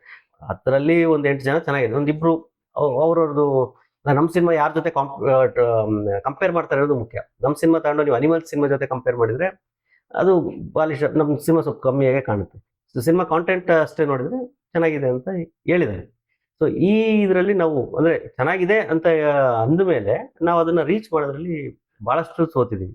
ಆಮೇಲೆ ಈ ನಡುವೆ ತುಂಬಾ ಜನರಲ್ಲಿ ಒಂದು ಮಾತು ಬರ್ತಾ ಇದೆ, ನಮ್ಮ ಸಿನಿಮಾದ ಕಂಟೆಂಟ್ ತುಂಬಾ ಚೆನ್ನಾಗಿದೆ, ಜನ ಬಂದು ನೋಡ್ತಾ ಇಲ್ಲ ಅನ್ನೋಂಥ ವಿಷಯ. ಇಲ್ಲಿ ಸಿನಿಮಾ ಕಂಟೆಂಟ್ ಎಷ್ಟೇ ಚೆನ್ನಾಗಿದ್ರು ಕೂಡ ನಾವು ಅದನ್ನ ಯಾವ ರೀತಿಯಾಗಿ ಜನಕ್ಕೆ ರೀಚ್ ಮಾಡಿಸ್ತಿದೀವಿ ಅನ್ನೋದು ಬಹಳ ಮುಖ್ಯ ಅನ್ಸುತ್ತೆ. ಈ ನಿಟ್ಟಿನಲ್ಲಿ ನಿಮ್ಮ ಪ್ರಯತ್ನ ಹೇಗಿತ್ತು? ಈಗ ಒಂದು ಸಿನಿಮಾ ಫೇಮಸ್ ಆಗೋದ್ರಲ್ಲಿ 2 ರೀತಿ, ಒಂದು ದುಡ್ಡು ಗಳಿಸುತ್ತೆ, ಇನ್ನೊಂದು ದುಡ್ಡು ಗಳಿಸಲ್ಲ, ಹೆಸರು ಮಾಡುತ್ತೆ, ಒಳ್ಳೆ ಸಿನಿಮಾ ಅಂತ. ಈ ನಿಟ್ಟಿನಲ್ಲಿ ಈ ಒಂದು ವಿಷಯದಲ್ಲಿ ಪ್ರೇಕ್ಷಕರ ಅಭಿಪ್ರಾಯ ಹೆಂಗಿತ್ತು? ಸರಿ, ಪ್ರೇಕ್ಷಕರ ಅಭಿಪ್ರಾಯ ನೋಡಿದವರಲ್ಲಿ ಅದೇ ಹೇಳಿದ್ನಲ್ಲ 80% ಚೆನ್ನಾಗಿದೆ ಅಂತಾನೆ ಬಂದಿದೆ ಸರ್. ನೋಡೋದ್ರ ಅಭಿಪ್ರಾಯದಲ್ಲಿ ಏನಂದ್ರೆ ನೀವು ಅದೇ ಈಗ ದುಡ್ಡು, ಕೆಲವು ಸಿನಿಮಾ ದುಡ್ಡು ಗಳಿಸ್ತವೆ, ಕೆಲವು ಸಿನಿಮಾ ಹೆಸರು ಗಳಿಸ್ತವೆ ಅಂತ ಹೇಳಿದ್ರೆ ಆ ಈ ನಿಟ್ಟಿನಲ್ಲಿ ನೋಡೋಂಥ ಸರ್ಕಲ್ಗಳಲ್ಲಿ ಓಕೆ ಚೆನ್ನಾಗಿದೆ ಸಿನಿಮಾ, ಒಂದು ಒಳ್ಳೆ ಪ್ರಯತ್ನ, ಡೀಸೆಂಟ್ ಪ್ರಯತ್ನ, ಹೊಸಬ್ರು ತಂಡ ತುಂಬಾ ಚೆನ್ನಾಗಿ ಪ್ರಯತ್ನ ಪಟ್ಟಿದ್ದಾರೆ ಅನ್ನೋ ಪ್ರಶಂಸೆಗಳು ಬಂದಿದಾವೆ. ಕೆಲವು ಸಿನಿಮಾ ಜನರು ನೋಡಿದಾಗ ಅದನ್ನ ಇದು ಮಾಡಿದ್ದಾರೆ. ನಾವು ಜನನ ಮೇಲೆ ಜನ ನೋಡ್ತಾ ಇದ್ದಾರೆ ಸರ್. ಈಗ ಎಲ್ಲಿ ನೋಡ್ತಾ ಇದ್ದಾರೆ ನಮಗೆ ತುಂಬಾ ಇಂಪಾರ್ಟೆಂಟ್. ಈಗ ಜನ ಬರೀ ಥಿಯೇಟ್ರಲ್ಲೇ ನೋಡ್ತಾ ಇಲ್ಲ, ಅವ್ರು ಮೊಬೈಲಲ್ಲಿ ನೋಡ್ತಾ ಇದ್ದಾರೆ, ಟಿವಿಯಲ್ಲಿ ನೋಡ್ತಾ ಇದ್ದಾರೆ. ಅವ್ರು ನೋಡ್ತಾ ಇದ್ದಾರೆ, ಎಲ್ಲಿ ನೋಡ್ತಿದ್ದಾರೆ ಗೊತ್ತಿಲ್ಲ. ಮೊದಲಂದ್ರೆ ಒಂದೇ ಥಿಯೇಟ್ರ್ ಇತ್ತು. ಸೊ ಪ್ರತಿಯೊಬ್ಬರಿಗೂ ಒಂದು ಕರೆಕ್ಟಾಗಿ ಒಂದು ಗೊತ್ತಿತ್ತು, ನಾನು ಥಿಯೇಟ್ರಿಗೆ ಬರಬೇಕು, ಅಲ್ಲೇ ಸಿನಿಮಾ ನೋಡಬೇಕು ಅಂತೇಳಿ. ಬಟ್ ಇವತ್ತು ಜನ ಎಲ್ಲಿ ನೋಡ್ತಿದ್ದಾರೆ ಗೊತ್ತಿಲ್ಲ. ಸೊ ಅವನು ಮೆಟ್ರೋದಲ್ಲಿ ನೋಡ್ತಾ ಇದ್ದಾನೆ, ಬಸ್ಸಲ್ಲಿ ನೋಡ್ತಾ ಇದ್ದಾನೆ, ಮನೇಲಿ ಕೂತ್ಕೊಂಡು ನೋಡ್ತಾ ಇದ್ದಾನೆ, ಅವ್ನು ಅಡ್ಡಾಡ್ಕೊಂಡು ಸಿನಿಮಾ ನೋಡ್ತಾ ಇದ್ದಾನೆ. ಸೊ ನಾವೀಗ ಅವ್ನ ಕೈಗೆ ಸಿನಿಮಾ ತಲುಪಿಸ್ಬೇಕು. ಸೊ ಅವ್ನು ಥಿಯೇಟ್ರಲ್ಲಿ ನೋಡಿಲ್ಲ. ಆಮೇಲೆ ಇನ್ನೊಂದು ಏನಾಗುತ್ತೆ, ನಮ್ಮದು ಆಯ್ತು, ನಮ್ಮ ಕಡೆಯಿಂದ ತಪ್ಪಾಗಿದೆ, ಥಿಯೇಟ್ರಲ್ಲಿ ರಿಲೀಸ್ ಮಾಡಿದಾಗ ನಾವು ರೀಚ್ ಮಾಡೋಕ್ಕಾಗಿಲ್ಲ. ಅದೊಂದು ವರ್ಗ ಥಿಯೇಟ್ರಿಗೆ ಬಂದು ನೋಡೋ ಅಂಥದ್ದು. ಇದು ಬಿಟ್ಟು ಇನ್ನೊಂದು ದೊಡ್ಡ ವರ್ಗ ಇದೆ. ಸೊ ಅಲ್ಲಿ ನಾವು ರೀಚ್ ಮಾಡೋಕೆ ಅದಕ್ಕೆ ನೆಕ್ಸ್ಟ್ OTTs ಇದೆ, ಸ್ಯಾಟಲೈಟ್ ಇದೆ, ಯೂಟ್ಯೂಬ್ಸ್ ಇದೆ. ಆಮೇಲೆ ಯೂಟ್ಯೂಬ್ ಅಂದ ತಕ್ಷಣ ನಾವು ಲಾಸ್ಟ್ ಆಪ್ಷನ್ ಅನ್ಕೊಂಡಿರ್ತೀವಿ. ಸೊ ಯೂಟ್ಯೂಬ್ ಅಂದ್ರೆ ಲಾಸ್ಟ್. ಯೂಟ್ಯೂಬ್ ಆಲ್ಸೋ ನಮ್ಮ ಕೈಯಲ್ಲೇ ಇರೋ ಅಂಥದ್ದು. ನಮಗೊಂದು ಇಂಟರ್ನೆಟ್ ಚಾರ್ಜ್ ಪ್ರತಿಯೊಬ್ಬರು ಇವತ್ತು ಯೂಟ್ಯೂಬ್ ಇಂಟರ್ನೆಟ್ ಚಾರ್ಜ್ ಕಟ್ಕೊಂಡಿರ್ತೀವಿ. ಸಿನಿಮಾ ಇದೆ ಅಂತ ಪ್ರತಿಯೊಬ್ರು ನೋಡ್ಬೋದು. ಇವತ್ತು ಯೂಟ್ಯೂಬ್ ಅಲ್ಲೂ ಕೂಡ 4K ಅಪ್ಲೋಡ್ ಮಾಡ್ತಾ ಇದೀವಿ. ಅದು ಕೂಡ ಮನೆಯಲ್ಲಿ ಮ್ಯಾಕ್ಸಿಮಮ್ ಜನದ ಹತ್ರ ಸ್ಮಾರ್ಟ್ ಟಿವಿಸ್ ಇದೆ. ಸೊ ಅಲ್ಲಿ ಅವ್ರು ಟಿವಿ ಮನೆಯಲ್ಲೇ ನೋಡ್ಬೋದು, ಹೋಮ್ ಥಿಯೇಟರ್ಸ್ ಅಲ್ಲಿ ನೋಡ್ಬೋದು. ಸೊ ನಾವು ಇದನ್ನ ಮರ್ತು ಬಿಡ್ತೀವಿ. ಥಿಯೇಟ್ರಲ್ಲಿ ಪ್ರಮೋಷನ್ ಮಾಡಿದ್ ಮುಗೀತು ಅಂತಷ್ಟೇ ಮುಗೀತು. ನೆಕ್ಸ್ಟ್ ಯೂಟ್ಯೂಬ್ ಹಾಕಿ ಸುಮ್ಮನೆ ಬಿಟ್ಬಿಟ್ರೆ ಜನ ನೋಡ್ಬಿಡ್ತಾರೆ ಅನ್ನೋದು. ಮತ್ತು ನಾವು ಇಲ್ಲೂ ತಪ್ಪು ಮಾಡಬಾರ್ದು ಅಂತೇಳಿ ಸೊ ಯೂಟ್ಯೂಬ್ ಹಾಕಿದಾಗ ಜನಕ್ಕೆ ಹೇಳ್ಬೇಕು, ಇಂಥದ್ದೊಂದು ಸಿನಿಮಾ ಇದೆ, ಯೂಟ್ಯೂಬಲ್ಲಿ ಬಿಟ್ಟಿದ್ದೀವಿ, ನೋಡಿ, ಇಷ್ಟ ಆಯ್ತಾ, ಇನ್ನೊಂದು 4 ಜನಕ್ಕೆ ಹೇಳಿ.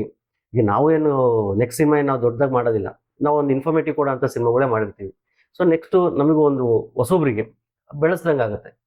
ನಾವು ಏನಿದ್ರು ಆಡಿಯನ್ಸ್ಗೆ ರಿಕ್ವೆಸ್ಟ್ ಮಾಡ್ಬೋದು. ಅದೇ ನೀವೀಗ ಹೊಸಬರು ಅಂತ ಹೇಳಿದಾಗ ನಾನು ಇನ್ನೊಂದು ಪ್ರಶ್ನೆ ಹುಟ್ಕೊಂಡಿದ್ದೇನೆಂದ್ರೆ, ಈಗ ನೀವು ಮೊದಲನೇ ಬಾರಿ ಒಂದು ಫೀಚರ್ ಫಿಲ್ಮ್ ಅನ್ನ ಮಾಡಿದ್ರಿ, ಏನೇನ್ ಚಾಲೆಂಜ್ಗಳನ್ನ ನೀವು ಎದುರಿಸಿದ್ದೀರಿ? ಹೊಸದಾಗಿ ಸಿನಿಮಾ ಮಾಡೋರಿಗೆ ನೀವು ಏನ್ ಹೇಳಕ್ ಬಯಸ್ತೀರಿ? ಸೊ ಹೊಸದಾಗಿ ಸಿನಿಮಾ ಮಾಡೋರಿಗೆ ಅವಾಗಲೇ ಹೇಳ್ದಂಗೆ ಪ್ರತಿ ಒಂದು ಕೂಡ ಇವತ್ತು ನಾಲೆಡ್ಜ್ ಅನ್ನೋದು ಇವತ್ತು ಸಿಗುತ್ತೆ. ಇವತ್ತು ಮೊದ್ಲು ಅಂತ ಹೇಳಿದ್ರೆ ನಿಮಗೆ ಫಾರ್ ಎಕ್ಸಾಂಪಲ್ ಈಗ ನಿಮ್ದು FMC ಇಂದ ಎಷ್ಟೊಂದು ನಾಲೆಡ್ಜ್ ಸಿಗುತ್ತೆ. ನಿಮಗೆ ಈಗ ನಾವು ಕೂಡ ಎಷ್ಟೊಂದು ತಗೊಂಡಿದ್ದೀವಿ ಈ ಚಾನಲಿಂದ. ಈ ಚಾನಲ್ ಇರ್ಬೋದು, ಇದೇ ಥರ ಎಷ್ಟೊಂದು ಮಾಡ್ತಾ ಇರೋದ್ರಿಂದ. ಸೊ ಪ್ರತಿಯೊಂದು ಇವತ್ತು ನಿಮಗೆ ಫಿಂಗರ್ ಟಿಪ್ಪಲ್ಲಿದೆ. ನಿಮಗೆ ಏನು ಬೇಕು, ನಾನು ರಿಲೀಸ್ ಹೆಂಗೆ ಮಾಡಬೇಕು, ಡಿಸ್ಟ್ರಿಬ್ಯೂಷನ್ ಅಂದ್ರೆ ಏನು, ವಾಟ್ ಈಸ್ ಪೋಸ್ಟ್ ಪ್ರೊಡಕ್ಷನ್ ಅಂದ್ರೆ ಏನು, ಹೆಂಗೆ ನಡೆಯುತ್ತೆ, ಪ್ರತಿಯೊಂದು ನಾಲೆಡ್ಜ್ ಗೈನ್ ಮಾಡೋದ್ರಲ್ಲಿ ಇವತ್ತು ನಮಗೆ ಯಾವುದೇ ಥರದ ಗೈನ್ ಮಾಡೋಕ್ಕೆ ಎಲ್ಲ ಥರದ ಸೌಲಭ್ಯತೆ ಇದೆ. ಫಸ್ಟ್ ಪ್ರತಿಯೊಂದು ನಾಲೆಡ್ಜ್ ಗೈನ್ ಮಾಡಿ, ಆಮೇಲೆ ನಿಮ್ಮ ಸ್ಕ್ರಿಪ್ಟ್ ಲಾಕ್ ಮಾಡ್ತಾರೆ. ನೀವು ಸ್ಕ್ರಿಪ್ಟ್ ಲಾಕ್ ಮಾಡ್ಕೊಂಡು ಆಮೇಲೆ ನೀವು ಕೊಟ್ಟು ಪ್ರೊಡ್ಯೂಸರ್, ಅವಾಗ ನಿಮ್ಮಲ್ಲಿ ಒಂದು ಕ್ಲಾರಿಟಿ ಇರುತ್ತೆ. ಸೊ ಹೊಸಬ್ರಿಗೆ ಹೇಳ್ತಾರೆ, ನನ್ನ ಹಳಬ್ರಿಗಲ್ಲ, ಹೊಸಬ್ರು. ಯಾಕಂದ್ರೆ ಹೊಸಬ್ರ ಮೇಲೆ ಒಂದು ಇನ್ವೆಸ್ಟ್ ಮಾಡ್ತಾ ಇರೋದೇ ದೊಡ್ಡತನ. ಯಾರೋ ಪ್ರೊಡಕ್ಷನ್ ಪ್ರೊಡ್ಯೂಸರ್ಸ್ ಅವ್ರದ್ದು ಒಂದು ಅವ್ರಿಗೂ ಒಂದು ಹೊಸ, ಈಗ ಯಾರೋ ಪ್ರೊಡಕ್ಷನ್ ಮಾಡೋರು ಏನೋ ನಾನು ಇದನ್ನ ಏನೋ ಬರೋದಿಲ್ಲ ಸುಮ್ಮನೆ ಆಗ್ತೀನಿ ಅನ್ನೋದಕ್ಕೆ ಒಂದು ದೇವ್ರ ಪೂಜೆ ಅಲ್ಲ. ಈಗ ದೇವ್ರ ಪೂಜೆ ಅಂತ ಹೇಳಿದ್ರೆ ಗೊತ್ತು, ನಾನು ಎಷ್ಟೇ ಇನ್ವೆಸ್ಟ್ ಮಾಡಿದ್ರು ನನಗೆ ಓನ್ಲಿ ಸ್ಯಾಟಿಸ್ಫ್ಯಾಕ್ಷನ್, ಇದರಿಂದ ಏನೋ ರಿಟರ್ನ್ಸ್ ಇಲ್ಲ ಅನ್ನೋದು. ಬಟ್ ಸಿನಿಮಾ ಹಂಗ ಒಂದು ಕಮರ್ಷಿಯಲ್, ಅವ್ರಿಗೂ ಒಂದು ಹೊಸ ವೆಂಚರ್, ನಾನು ಇನ್ವೆಸ್ಟ್ ಮಾಡಬೇಕು ಅನ್ನೋದಿರುತ್ತೆ. ಆ ಟೈಮಲ್ಲಿ ನೀವು ಎಷ್ಟು ಮಟ್ಟಿಗೆ ತಯಾರಿ ಆಗಿದೆ ಹೊಸಬ್ರು. ಸೊ ನೀವು ಎಲ್ಲ ಏನಾಗುತ್ತೆ, ನಮಗೆ ಪ್ರೊಡಕ್ಷನ್ ಮಾಡಬೇಕಾದಾಗ ಡಬ್ಬಿಂಗ್ ಅಂತ ಯಾವಾಗ ಹೋಗ್ಬೇಕು, ನೆಕ್ಸ್ಟ್ ಎಡಿಟಿಂಗ್ ಯಾವಾಗ ಹೋಗ್ಬೇಕು, ಎಡಿಟಿಂಗಲ್ಲಿ ಯಾವ ಪ್ಯಾಟರ್ನ್ ನಡೆಯುತ್ತೆ. ನಾವು ಎಡಿಟಿಂಗ್ ಅಂತ ಅಷ್ಟೇ ಕಟ್ ಮಾಡಿ ಕೊಟ್ಬಿಡ್ತಾ ಇರೋದು. ಅಲ್ಲಿ ರೀಲ್ ಪ್ಯಾಟರ್ನ್ ನಡೆಯುತ್ತೆ, 1 ರೀಲ್ 2 ರೀಲ್ 2 ರೀಲ್ಸ್ ಈ ಥರ. ಇವು ಯಾವೂ ನನಗೆ ಯಾಕೆ ಹೇಳ್ಕೊಂತೀನಿ ಅಂತ ಹೇಳಿದ್ರೆ ನನಗೆ ಗೊತ್ತಿರಲಿಲ್ಲ. ಓಕೆ, ತಿಳ್ಕೊಳ್ಳೋ ಆಪ್ಷನ್ ಇತ್ತು, ನಾನು ತಿಳ್ಕೊಂಡಿಲ್ಲ. ಈಗ ಮತ್ತೆ ಬೇರೆಯವರು ತಪ್ಪು ಮಾಡೋದು ಬೇಡ. ಸೊ ಇದನ್ನ ಪ್ರತಿಯೊಂದು ನಾಲೆಡ್ಜ್ ಗೈನ್ ಮಾಡಿ. ಎಲ್ಲ ಇವತ್ತು ಸೌಲಭ್ಯ ಇದಾವೆ. ಹೋಗಿ ಒಂದು ಸಿನಿಮಾ ರೆಡಿ ಇದೆ ಅನ್ಕೊಂಡು ನೀವು ರಿಲೀಸಿಗೆ ಅಡ್ಡಾಡ್ದಂಗೆ ಅಡ್ಡಾಡಿ, ನಿಮಗೊಂದು ಪ್ರಾಪರ್ ನಾಲೆಡ್ಜ್ ಸಿಗುತ್ತೆ. ಈ ನಾಲೆಡ್ಜ್ನ ನಿಮ್ಮ ಪ್ರೊಡ್ಯೂಸರ್ಗೆ ಕೊಡಿ. ಸೊ ಅವಾಗ ಅವ್ರಿಗೂ ಒಂದು ಕ್ಲಾರಿಟಿ ಇರುತ್ತೆ, ಓಕೆ ನನ್ನ ಸಿನಿಮಾ ಇಷ್ಟಿದೆ, ನಾನು ಇಷ್ಟು ಖರ್ಚು ಮಾಡಬೇಕು, ಪ್ರಮೋಷನ್ ಅನ್ನೋದು ಎಷ್ಟು ಇಂಪಾರ್ಟೆಂಟ್ ಇವತ್ತು. ನೀವು ಅಲ್ಲಿ ಜನ ಬರ್ತಿಲ್ಲ ಅಂದ್ರೆ ಜನಕ್ಕೆ ನಾವು ಇಂಥ ಸಿನಿಮಾ ಇದೆ ಅಂತ ರೀಚ್ ಮಾಡಿದ್ರಲ್ಲ ಜನ ಬರೋದು. ನಾವು ರೀಚೇ ಮಾಡ್ಲಿಲ್ಲಂಗೆ ನಮ್ದೇ ಒಂದು ಸರ್ಕಲ್ ಅಲ್ಲಿ ರೀಚ್ ಮಾಡಿದ್ರೆ, ನಮ್ಮ ಸರ್ಕಲ್ ಅಲ್ಲೇ ನಮ್ದು ಸ್ಟೇಟಸ್ ಹಾಕೋಣಲ್ಲ. ನಮ್ಮ ಸರ್ಕಲ್ ಅಲ್ಲೇನೆ ಇಂಥ ಒಂದು ಸಿನಿಮಾ ಕೊಟ್ಟಿದ್ರೆ ಅವ್ರು ಅಲ್ಲೇ ನೋಡ್ಬಿಟ್ಟು ಓಕೆ ಚೆನ್ನಾಗಿದೆಪ್ಪ, ಆಲ್ ದ ಬೆಸ್ಟ್ ಕಳಿಸ್ಬಿಡ್ತಾರೆ. ನಮ್ಮ ಆಕ್ಟರ್ಸ್ ಗಳೇ ಅದನ್ನ ನಮ್ಮ ಪ್ರಮೋಟ್ ಮಾಡಲ್ಲ. ಅದೊಂದು ಇದೆ, ಡಿಜಿಟಲ್ ಮಾಡ್ಬೋದು, ಇಲ್ಲ ಅಂತಲ್ಲ, ಕಮ್ಮಿ ಮಾಡಿರೋದು. ಸೊ ಹಿಂಗಿದ್ದಾಗ ನೀವು ರೀಚ್ ಮಾಡ್ಬೇಕು. ನೀವು ರೀಚ್ ಮಾಡಕ್ ಏನೆಲ್ಲ ನೀವು ಯೂಸ್ ಮಾಡ್ಕೋಬೇಕು. ಪ್ರೆಸ್ ಮೀಟ್ಸ್ ಅಂತ ಇರುತ್ತೆ, ಪ್ರಮೋಷನ್ಸ್. ಆಮೇಲೆ ನಾವು ಆ ಟೈಮಲ್ಲಿ ನಮಗೂ ಫಾರ್ ಯಾರೋ ಬರ್ತಾರೆ, ಒಂದಿಷ್ಟು ಅಮೌಂಟ್ ಕೊಟ್ಬಿಡಿ ಸರ್, ನಾವು ಇನ್ಸ್ಟಾಗ್ರಾಮು, ಯೂಟ್ಯೂಬು ಎಲ್ಲ ಕಡೆಗೂ ಮೀಮ್ಸ್ ಅಂತೆ, ಅದಂತೆ, ರೀಲ್ಸ್ ಅಂತೆ, ಶಾರ್ಟ್ಸ್ ಅಂತ ಓಡಿಸ್ಬಿಡ್ತೀವಿ. ಜನ ಇವತ್ತು ಅಲ್ಲಿ ನೋಡ್ತಾರೆ, ಅಲ್ಲೇ ಖುಷಿ ಪಡ್ತಾರೆ. ಅವ್ರು ಕನ್ವರ್ಷನ್ ಆಗ್ಬೇಕಲ್ಲ, ಕನ್ವರ್ಷನ್ ಆಗ್ತಾ ಇಲ್ಲ. ಸೊ ನಿಮಗೆ ಅವ್ರು ಥಿಯೇಟ್ರಿಗೆ ಬರ್ಬೇಕಲ್ಲ. ಸೊ ಥಿಯೇಟ್ರಿಗೆ ಬರಕ್ಕೆ ಏನ್ ಮಾಡ್ಬೇಕು, ನಾವು ಒಂದು ಇಂಟ್ರೆಸ್ಟ್ ಕ್ರಿಯೇಟ್ ಮಾಡ್ಬೇಕು. ಅದ್ ಏನ್ ಇಂಟ್ರೆಸ್ಟ್ ನಮಗೂ ಗೊತ್ತಿಲ್ಲ. ಈಗ ಸಿನಿಮಾದ ಇರೋದೆಲ್ಲ ಕಟ್ ಮಾಡಿ ಕೊಡಿ ಅಂತಾರೆ, ಏನ್ ಕಟ್ ಮಾಡಬೇಕು. ಸೊ ಪ್ರತಿಯೊಂದು ಕೂಡ ಡೈರೆಕ್ಟರು ಮುಂಚೆನೆ ಬಿಫೋರ್ ರಿಲೀಸ್ ಇದಕ್ಕೆಲ್ಲ ತಯಾರಿ ತಗೋಬೇಕು. ನಾವು ಆಡಿಯನ್ಸ್ನ ದೂರದ್ರಲ್ಲಿ ಯಾವುದು ಅರ್ಥನೇ ಇಲ್ಲ ಅನ್ಸುತ್ತೆ. ನೀವು ಎಂತ ಚೆನ್ನಾಗಿರೋ ಸಿನಿಮಾ ಮಾಡಿ ಆಡಿಯನ್ಸ್ಗೆ ನಾನು ಸಿನಿಮಾದೊಳಗೆ ಬಂದು ನೋಡ್ಬೇಕು ಅನ್ನೋ ಇಂಟ್ರೆಸ್ಟ್ ಕ್ರಿಯೇಟ್ ಆಗುತ್ತೆ. ಇನ್ನೊಂದು, ಆ ಸಿನಿಮಾ ಅವ್ರನ್ನ ನೋಡಿಸ್ಕೊಂಡು ಹೋಗ್ಬೇಕು ಅನ್ನೋದೊಂದು ಬಹಳ ಮುಖ್ಯ. ಅದನ್ನ ನಾವು ಮಾಡ್ಬೇಕಾಗಿರೋದು ನಿರ್ದೇಶಕರಾದ ನಮ್ಮೆಲ್ಲರ ಕರ್ತವ್ಯ. ಬಹುಶಃ ಈಗ ಈ ಒಂದು ಅನುಭವದಿಂದ ನಿಮ್ಮ ನೆಕ್ಸ್ಟ್ ಸಿನಿಮಾ ಇನ್ನೂ ಒಂದು ಉತ್ತಮ ಮಟ್ಟಕ್ಕೆ ಹೋಗೋ ಸಾಧ್ಯತೆಗಳಿದೆ ಅಂತ ನಾನು ಅನ್ಕೊಳ್ತಾ ಇದ್ದೀನಿ. ಸಾಧ್ಯತೆ ಖಂಡಿತ ಇದೆ ಸರ್. ಅದನ್ನ ಹೌದು. ಇನ್ನೊಂದು ಏನಾಗುತ್ತೆ, ಇನ್ನೊಂದು ಹೇಳಲೇಬೇಕು ಯಾರಿಗೆ ಸಿನಿಮಾ ಮಾಡೋರಿಗೆ. ಹಾ. ಒಂದು ಸಿನಿಮಾ ಆಯ್ತು ಅಂದ ತಕ್ಷಣ ಪ್ರಾಮಾಣಿಕವಾಗಿ ಮಾಡಿದವರಿಗೆ, ನಾನು ಕೆಲವು ಸಿನಿಮಾ ಸುಮ್ಮನೆ ನಂದು ಒಂದು ಸಿನಿಮಾ ಇರಲಿ ಏನು ಗೊತ್ತಿಲ್ಲದೆ ಮಾಡೋದು ಇರುತ್ತೆ. ಪ್ರಾಮಾಣಿಕವಾಗಿ ಮಾಡಿದವರಿಗೆ ಈ ಒಂದು ಸಿನಿಮಾ ಆದಮೇಲೆ ಅವ್ರಿಗೂ ಎಷ್ಟೊಂದು ನಾಲೆಡ್ಜ್ ಗೇನ್ ಮಾಡಿರ್ತಾರೆ. ಇವನ್ ಪ್ರೊಡ್ಯೂಸರ್ಸ್ ಇರ್ಬೋದು, ಡೈರೆಕ್ಟರ್ ಇರ್ಬೋದು. ಯಾಕಂದ್ರೆ ಕೊನೆಗೆ ಇಬ್ಬರೇ ನಿಲ್ಲೋದು ನನಗೆ ತಿಳಿದ ಮಟ್ಟಿಗೆ. ಫಸ್ಟ್ ಪ್ರೊಡ್ಯೂಸರು, ಸೆಕೆಂಡ್ ಪ್ರೊಡ್ಯೂಸರ್, ಇವರಿಬ್ಬರೇ ಕೊನೆಗೆ ಒಬ್ಬರೇ ನಿಂತ್ಕೊಳ್ಳೋದು. ಎಲ್ಲರೂ ನೆಕ್ಸ್ಟ್ ಜರ್ನಿಯಲ್ಲಿ ಇದಿರ್ತಾರೆ. ಸೊ ಇಲ್ಲಿ ಎಷ್ಟೊಂದು ನಾಲೆಡ್ಜ್ ಗೇನ್ ಮಾಡಿರ್ತೀರಾ. ಅಂದ್ರೆ ಒಂದು ಹಂತದಲ್ಲಿ ನಾವು ಏನೋ ಒಂದು ಅಡ್ವರ್ಟೈಸ್ ಬರುತ್ತಲ್ಲ, ನೀರಿಗೆ ತೋಡಿ ಇನ್ನೇ ನೀರ್ ಸಿಗೋ ಟೈಮಲ್ಲಿ ಅವನು ನೆಕ್ಸ್ಟ್ ಬೇರೆ ಕಡೆ ಇನ್ನೊಂದು ಬೇರೆ ಫೀಲ್ಡಿಗೋ ಇಲ್ಲ ಬೇರೆ ಮಾಡಕ್ಕೋ ಹೋಗ್ಬಿಡ್ತಾನೆ ಅಂತ. ಸೊ ಅಲ್ಲೇ ಒಂದು ಕನ್ಸಿಸ್ಟೆನ್ಸಿ, ಪೇಷನ್ಸು ಬೇಕು, ಕನ್ಸಿಸ್ಟೆನ್ಸಿನೂ ಬೇಕು. ಯಾಕಂದ್ರೆ ನಮಗೆ ಫಸ್ಟ್ ಸಿನಿಮಾ ಮಾಡ್ಬೇಕಾದಾಗ ಡಬ್ಬಿಂಗ್ ಅಂತ ಯಾವಾಗ ಹೋಗ್ಬೇಕು ಅಂತ ಗೊತ್ತಿಲ್ಲ. ಇವೆಲ್ಲ ಒಂದು ತಿಳ್ಕೊಂಡಿರ್ತೀವಿ. ಮ್ಯೂಸಿಕ್ ಯಾವ ಟೈಮಲ್ಲಿ ಹೋಗ್ಬೇಕು ಅಂತ ಗೊತ್ತಿಲ್ಲ. ಸೊ ಆಮೇಲೆ ಮ್ಯೂಸಿಕ್ ನೋಟ್ ಪರಿಚಯ ಇರೋದಿಲ್ಲ, ಡಬ್ಬಿಂಗ್ ಸ್ಟುಡಿಯೋ ಪರಿಚಯ ಇರಲ್ಲ. ಈಗ ಎಲ್ಲ ಒಂದು ಸಿನಿಮಾದವ್ರಿಗೆ ಒಂದು ಸರ್ಕಲ್ ಬೆಳೆದಿರುತ್ತೆ. ಸೊ ನೀವು ಒಂದು ಸಿನಿಮಾ ಮಾಡ್ತೀರಾ ಅಂತ ಹೇಳಿದ್ರೆ ತುಂಬಾ ಬೇಗ ಮುಗಿಸ್ಕೊಳ್ಳೋ ಚಾನ್ಸ್ ಇರ್ತೀವಿ. ನಾವು ಮೊದಲಂದ್ರೆ ಒಂದು ಸಿನಿಮಾ ಮಾಡಿದ್ರೆ ನಮ್ ಒಂದು ಲಾಂಗ್ ಪೀರಿಯಡ್ ತಗೊಂತಾ ಇತ್ತು. ಯಾಕೆಂದ್ರೆ ಎಲ್ಲರೂ ಭೇಟಿಯಾಗಿ ಅಲ್ಲಿ ನಾವು ಬಾರ್ಗೇನ್ ಮಾಡ್ಬೇಕು. ಸರ್ ಇಷ್ಟು ಆಗುತ್ತೆ ಅಂತ ಹೇಳ್ತಾರೆ, ಸರ್ ಅಷ್ಟಿಲ್ಲ ನಮ್ಮ ಬಡ್ಜೆಟ್ ಇಷ್ಟು ಅಂತ. ಕ್ವಾಲಿಟಿನೂ ಬೇಕು, ಜೊತೆಗೆ ಬಡ್ಜೆಟು ಕಮ್ಮಿ ಆಗ್ಬೇಕು. ಈ ತರ ಕನ್ವಿನ್ಸ್ ಮಾಡ್ತಾ ಹೋಗಿರ್ತೀವಿ. ಸೆಕೆಂಡ್ ಸಿನಿಮಾಗ ಅದು ಆಗಲ್ಲ. ಎಲ್ಲ ಒಂದು ಟೀಮ್ ರೆಡಿ ಇರುತ್ತೆ ಆಲ್ರೆಡಿ. ಸೊ ನಂದು ಪ್ರೀ ಪ್ರೊಡಕ್ಷನ್ ಆದ ತಕ್ಷಣ ಪ್ರೊಡಕ್ಷನ್ಗೆ ಏನ್ ಬೇಕು, ಯಾರನ್ನ ಕಾಂಟ್ಯಾಕ್ಟ್ ಮಾಡಬೇಕು, ಸೊ ಮ್ಯಾನೇಜರ್ ಯಾರು ಬರಬೇಕು, ಆರ್ಟ್ ಯಾರು, DOP ಯಾರು, ಪ್ರತಿಯೊಂದು ರೆಡಿ ಇರುತ್ತೆ. ಸೊ ನೆಕ್ಸ್ಟ್ ಇದಾದ ತಕ್ಷಣ ಡಬ್ಬಿಂಗ್ ಎಲ್ಲಿ ಹೋಗ್ಬೇಕು, ಮಧ್ಯದಲ್ಲೇ ಡಬ್ಬಿಂಗ್ ಹೋಗ್ಬೋದಾ, ಸಿನಿಮಾ ಒಂದು ಸೀನ್ ಬಿಟ್ಟ ಯಾವುದೋ ಒಂದು ಸೀನ್ ಕಂಪ್ಲೀಷನ್ ಆಯ್ತು ಅಂದ್ರೆ ಮಧ್ಯದಲ್ಲೇ ಡಬ್ಬಿಂಗ್ ಹೋಗ್ಬೋದಾ. ಸೊ ಇವೆಲ್ಲ ನಡೆಯುತ್ತೆ. ಮ್ಯೂಸಿಕ್ ಮೊದಲೇ ಮಾಡಿ ಇಟ್ಕೋಬೋದಾ, ಅಂದ್ರೆ ಸಾಂಗ್ಸ್.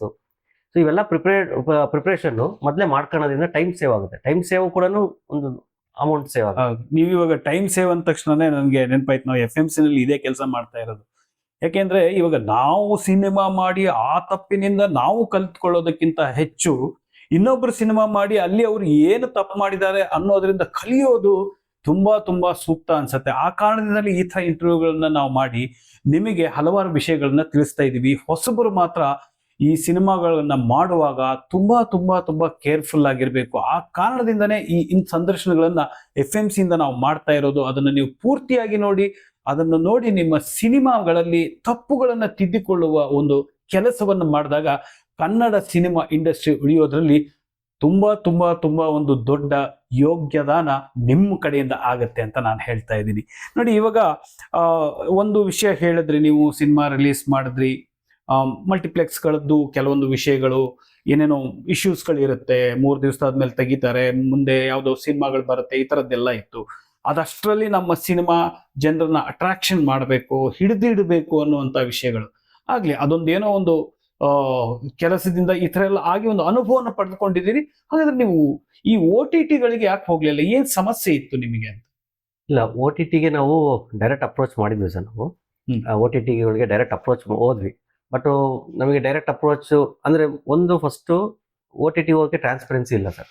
ನಾವು ಯಾವ ತರ ಹೋಗ್ಬೇಕು, ಯಾರ ಮುಖಾಂತರ ಹೋಗ್ಬೇಕು, ಅದಕ್ಕೆ ಅಗ್ರಿಗೇಟರ್ಸ್ ಇರ್ತಾರೆ. ನಮಗೆ ಆ ಒಂದು ನಾಲೆಡ್ಜ್, ಅದೇ ನಾವು ನಾಲೆಡ್ಜ್ ಗೈನ್ ಮಾಡಿರ್ಲಿಲ್ಲ. ಸೊ ಇದು ಏನಾಯ್ತು, ನಮಗೆ ಯಾರೋ ಮುಖಾಂತರ ಹೋಗಿ ಟ್ರೈ ಮಾಡ್ತೀವಿ. ಸೊ ಅವ್ರದ್ದು ಏನೋ ಒಂದು ಕೊಡ್ತಾರೆ. ಸೊ ಅಲ್ಲಿಂದ ಅದು ಏನಾಗುತ್ತೆ, ಒಂದ್ಸತಿ ಅಲ್ಲಿ ಹೋದಾಗ ಅವ್ರದ್ದೇ ಆದ ಒಂದು ಸ್ಟ್ಯಾಂಡರ್ಡ್ನೆಸ್ ಇರ್ತವೆ. ಅದು OTTs ಅವರು ನನಗೆ ಇದೇ ಫಾರ್ಮೆಟ್ ಅಲ್ಲಿ ನೀವು PPT ಕಳಿಸ್ಕೊಡಿ, ಇದೇ ಫಾರ್ಮೆಟ್ ಅಲ್ಲಿ ನಿಮ್ದು ಸ್ಟೋರಿಲ್ ಕಟ್ ಆಗಬೇಕು. ಸೊ ಇವ್ಯಾವು ನಮಗೆ ಗೊತ್ತಿಲ್ಲ. ನಮ್ಮ ಪಾಡಿ ನಾವೇ ಒಂದು ಸ್ಟೋರಿಲ್ ಕಟ್ ಮಾಡ್ಕೊಂಡು ನಮ್ಮ ಪಾಡಿ ನಾವೇ ಒಂದು PPT ರೆಡಿ ಮಾಡಿ ಕೊಟ್ಟಾಗ ಅಲ್ಲ, ಇದಕ್ಕೆ ಆಗಿದೆ ಅಂತ ಗೊತ್ತಿಲ್ಲ, ಮೇ ಬಿ ಗೊತ್ತಿಲ್ಲ. ಯಾಕಂದ್ರೆ ಅವ್ರು ಯಾರು ಸಿನಿಮಾ ನೋಡಿಲ್ಲ. ಈಗ ಸಿನಿಮಾ ನೋಡಿ ಸಿನಿಮಾ ಚೆನ್ನಾಗಿಲ್ಲ ಅಂತ ರಿಜೆಕ್ಟ್ ಮಾಡಿದ್ರೆ ಓಕೆ, ನಾವು ಅಕ್ಸೆಪ್ಟ್ ಮಾಡ್ಬೋದು. ಬಟ್ ಗೊತ್ತಿಲ್ಲ ಯಾವ ಕಾರಣಕ್ಕೆ ರಿಜೆಕ್ಟ್ ಆಯ್ತು ಅನ್ನೋದು ಕೂಡ ಅವರು ಮೆನ್ಷನ್ ಮಾಡಿಲ್ಲ. ಬಟ್ ರಿಜೆಕ್ಟ್ ಆಯ್ತು. ಆಮೇಲೆ ರೆಂಟಿಗೆ ಹಾಕ್ತೀನಿ ಅಂತ ಕೇಳಿದ್ವಿ. ಸೊ ರೆಂಟ್ ಅದ್ರ ಪ್ರೈಮಲ್ಲೂ ಕೇಳಿದ್ರು, ರೆಂಟಿಗೆ ಹಾಕ್ತೀನಿ. ಬಟ್ ರೆಂಟ್ ನಮಗೆ ಹೆಂಗ್ ಓಡುತ್ತೆ ಗೊತ್ತಿಲ್ಲ. ಸೊ ಏನಾಯ್ತು, ಕೊನೆಗೆ ಈಗ ಬರೀ ನನ್ನ ದೃಷ್ಟಿಕೋನದಿಂದ ನೋಡಿದ್ರೆ ನನಗೆ ಪ್ರೈಮಲ್ಲಿ ಇರೋದು ತುಂಬಾ ಲಾಭದಾಯಕ. ಯಾವ ತರ ಅಮೌಂಟ್ ಅಲ್ಲ, ಹೆಸರು ಮುಖಾಂತರ. ನಮ್ದು ಒಂದು ಸಿನಿಮಾ ಪ್ರೈಮಲ್ ಇದೆ ಅನ್ನೋ ಒಂದು, ಯಾಕಂದ್ರೆ ಪ್ರೈಮ್ ಅದ್ರದ್ದು ಆದಂತ ಒಂದು ಹೆಸರು ಗಳಿಸಿದೆ. ಪ್ರೈಮ್ ಇರ್ಬೋದು, ಇಲ್ಲ ಜಿ ಇರ್ಬೋದು, ಯಾವ್ದೋ ಎನಿ OTT ಯಾವ್ದಾದ್ರು ಇರ್ಬೋದು. ಎನಿ OTT ಅಲ್ಲಿ ಇದೆ ಅಂತ ಹೇಳ್ಕೊಳ್ಳೋದು ನನಗೊಂದು ನನ್ನ ಸಿನಿಮಾ ಇಲ್ಲಿದೆ. ಬಟ್ ಅದರಿಂದ ಏನ್ ರೆವೆನ್ಯೂ ಬರುತ್ತೆ ಎಲ್ಲ ಮತ್ತು ಕ್ವಶನ್ ಮಾರ್ಕ್ ಅಲ್ಲೇ ಇದೆ ಸರ್. ಸೊ ನಮಗೀಗ ಅದನ್ನ ಮತ್ತೆ ಪ್ರೊಡ್ಯೂಸರ್ಗೆ ಕನ್ವಿನ್ಸ್ ಮಾಡಬೇಕು, ಮತ್ತೆ ಒಂದು ಸಣ್ಣ ಇನ್ವೆಸ್ಟ್ಮೆಂಟ್, ಅದು ಮತ್ತೆ ಸಣ್ಣ ಇನ್ವೆಸ್ಟ್ಮೆಂಟ್ ಇರುತ್ತೆ. ಯಾಕೆ ಅಗ್ರಿಗೇಟರ್ಸ್ ಕೂಡ ಅವರು ಕೂಡ ಅವ್ರದೊಂದು ಶ್ರಮ ಇರುತ್ತಲ್ಲ. ಅಗ್ರಿಗೇಟರ್ಸ್ ಅವರು ಏನಾದ್ರು ಇನ್ವೆಸ್ಟ್ ಮಾಡಬೇಕಾಗಿರುತ್ತೆ. ಸೊ ಅವ್ರಿಗೊಂದು ಅಮೌಂಟ್ ಕೊಡೋದು, ಫೀಸ್ ಅಂತ ಇರುತ್ತೆ.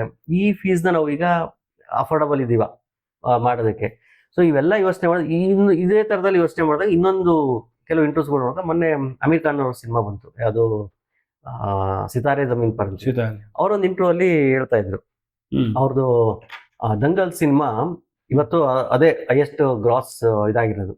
ಸೊ ಹೈಯೆಸ್ಟ್ ಗ್ರಾಸ್ ಆಗಿದ್ರು ಅದನ್ನ ನೋಡಿದಂತ ಜನ ಎಷ್ಟು ಅಂತ ಹೇಳಿದ್ರೆ ಒಂದು 3 ಕೋಟಿನೋ 4 ಕೋಟಿ ಜನ ನೋಡಿದಾರೆ ಯೂಟ್ಯೂಬ್ ಅಲ್ಲಿ. ಅಲ್ಲ ಯೂಟ್ಯೂಬ್ ಅಂತಲ್ಲ, ಜನ ನೋಡ್ರೆ ಥಿಯೇಟರ್ ಅಲ್ಲಿ ಇರ್ಬೋದು ಇಲ್ಲಿ. ಅಂದ್ರೆ ಅಷ್ಟು ನಮ್ದು ಜನಸಂಖ್ಯೆ ಇರೋದೆಷ್ಟು 140 ಕೋಟಿ. ಸೊ ಅಂದ್ರೆ ಅವ್ರ ಪಾಯಿಂಟ್ ಆಫ್ ವ್ಯೂ ಇರುತ್ತೆ ಅಂತ 140 ಕೋಟಿಯಲ್ಲಿ ನೀವು 4 ಕೋಟಿ ಜನ ಅಷ್ಟೇ ನೋಡಿರೋದು ಇನ್ನು ಸಿನಿಮಾ. ಅಷ್ಟಕ್ಕೆ ನಮ್ಗೆ ಎಲ್ಲಿಗೆ ಬಂದಿದೀವಿ. Okay right. ಸೊ ಆ ಒಂದು ಇಂಟೆನ್ಷನ್ ಇಟ್ಕೊಂಡು ಅವ್ರು ಅವರೇ ಯೂಟ್ಯೂಬ್ ಅಲ್ಲಿ ಬಿಟ್ರು. ಯಾರು ಸಿತಾರೆ ಜಮೀನ್ ಪರ್ ಸಿನಿಮಾ ಯೂಟ್ಯೂಬ್ ಅಲ್ಲಿ ಬಂತು. ಸೊ ಅದು ಕೂಡ ಒಂದು ಇನ್ಸ್ಪೈರ್ ಆದ. ನಮಗೆ 140 ಕೋಟಿ ಜನ ನೋಡ್ತಾರೆ ಅಂತಲ್ಲ, ಬಟ್ ಅಂದ್ರೆ ಈಗ ನಮ್ಮ ಕನ್ನಡದಲ್ಲಿ 7 ಕೋಟಿ ಜನ ಇದ್ದಾರೆ ಅಂತ ಹೇಳಿದ್ರೆ ನಮ್ಮ ಕನ್ನಡ ಬಂದ್ಬಿಟ್ಟು ಒಂದು 5 ಕೋಟಿ ಇರ್ಬೋದು.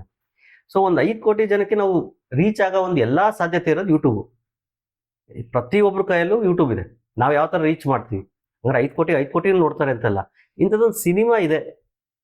ಸೊ ನಾವು ಒಂದು 10 ಜನ ಕೇಳಿದ್ರೆ ನೋಡೋರು, ಫಾರ್ ಎಕ್ಸಾಂಪಲ್ 100 ಜನ ಕೇಳಿದ್ರೆ ನೋಡೋರು 10 ಜನ, ಓಕೆ, ಸಪೋರ್ಟ್ ಮಾಡೋರು ಒಬ್ರು. ಸೊ ಈ ಹಂತದಲ್ಲೇ ನಾವು ವರ್ಕ್ ಮಾಡ್ತಾ ಇದ್ವಿ. ಸೊ ಪ್ರತಿಯೊಬ್ರು ನೋಡ್ಬೇಕು, ಅಟ್ಲೀಸ್ಟ್ ಇಂಥ ಒಂದು ಸಿನಿಮಾ ಯೂಟ್ಯೂಬ್ ಅಲ್ಲಿ ಇದೆ. ಯೂಟ್ಯೂಬ್ ಹಾಕ್ಬಿಟ್ಟು ಸುಮ್ಮನೆ ಕೈ ಕಟ್ಕೊಂಡು ಕುತ್ಕೊಂಡ್ರು ಆಗಲ್ಲ ಅನ್ನೋದು ನಂದು. ಯಾಕಂದ್ರೆ ನಾವು ಯೂಟ್ಯೂಬ್ ಅಲ್ಲಿ ಏನ್ ಮಾಡ್ತಿದ್ವಿ, ಸಿನಿಮಾದಲ್ಲಿ ಒಂದು ಸ್ಕ್ಯಾನರ್ ಹಾಕಿದ್ವಿ. ಬಿಗಿನಿಂಗ್ ಒಂದು ಸ್ಕ್ಯಾನರ್ ಬರುತ್ತೆ, ಇಂಟ್ರೋಲ್ ಒಂದು ಬರುತ್ತೆ, ನೆಕ್ಸ್ಟ್ ಕ್ಲೈಮ್ಯಾಕ್ಸ್ ಅಂದ್ರೆ ಸಿನಿಮಾ ಎಂಡಲ್ಲಿ ಒಂದು ಬರುತ್ತೆ.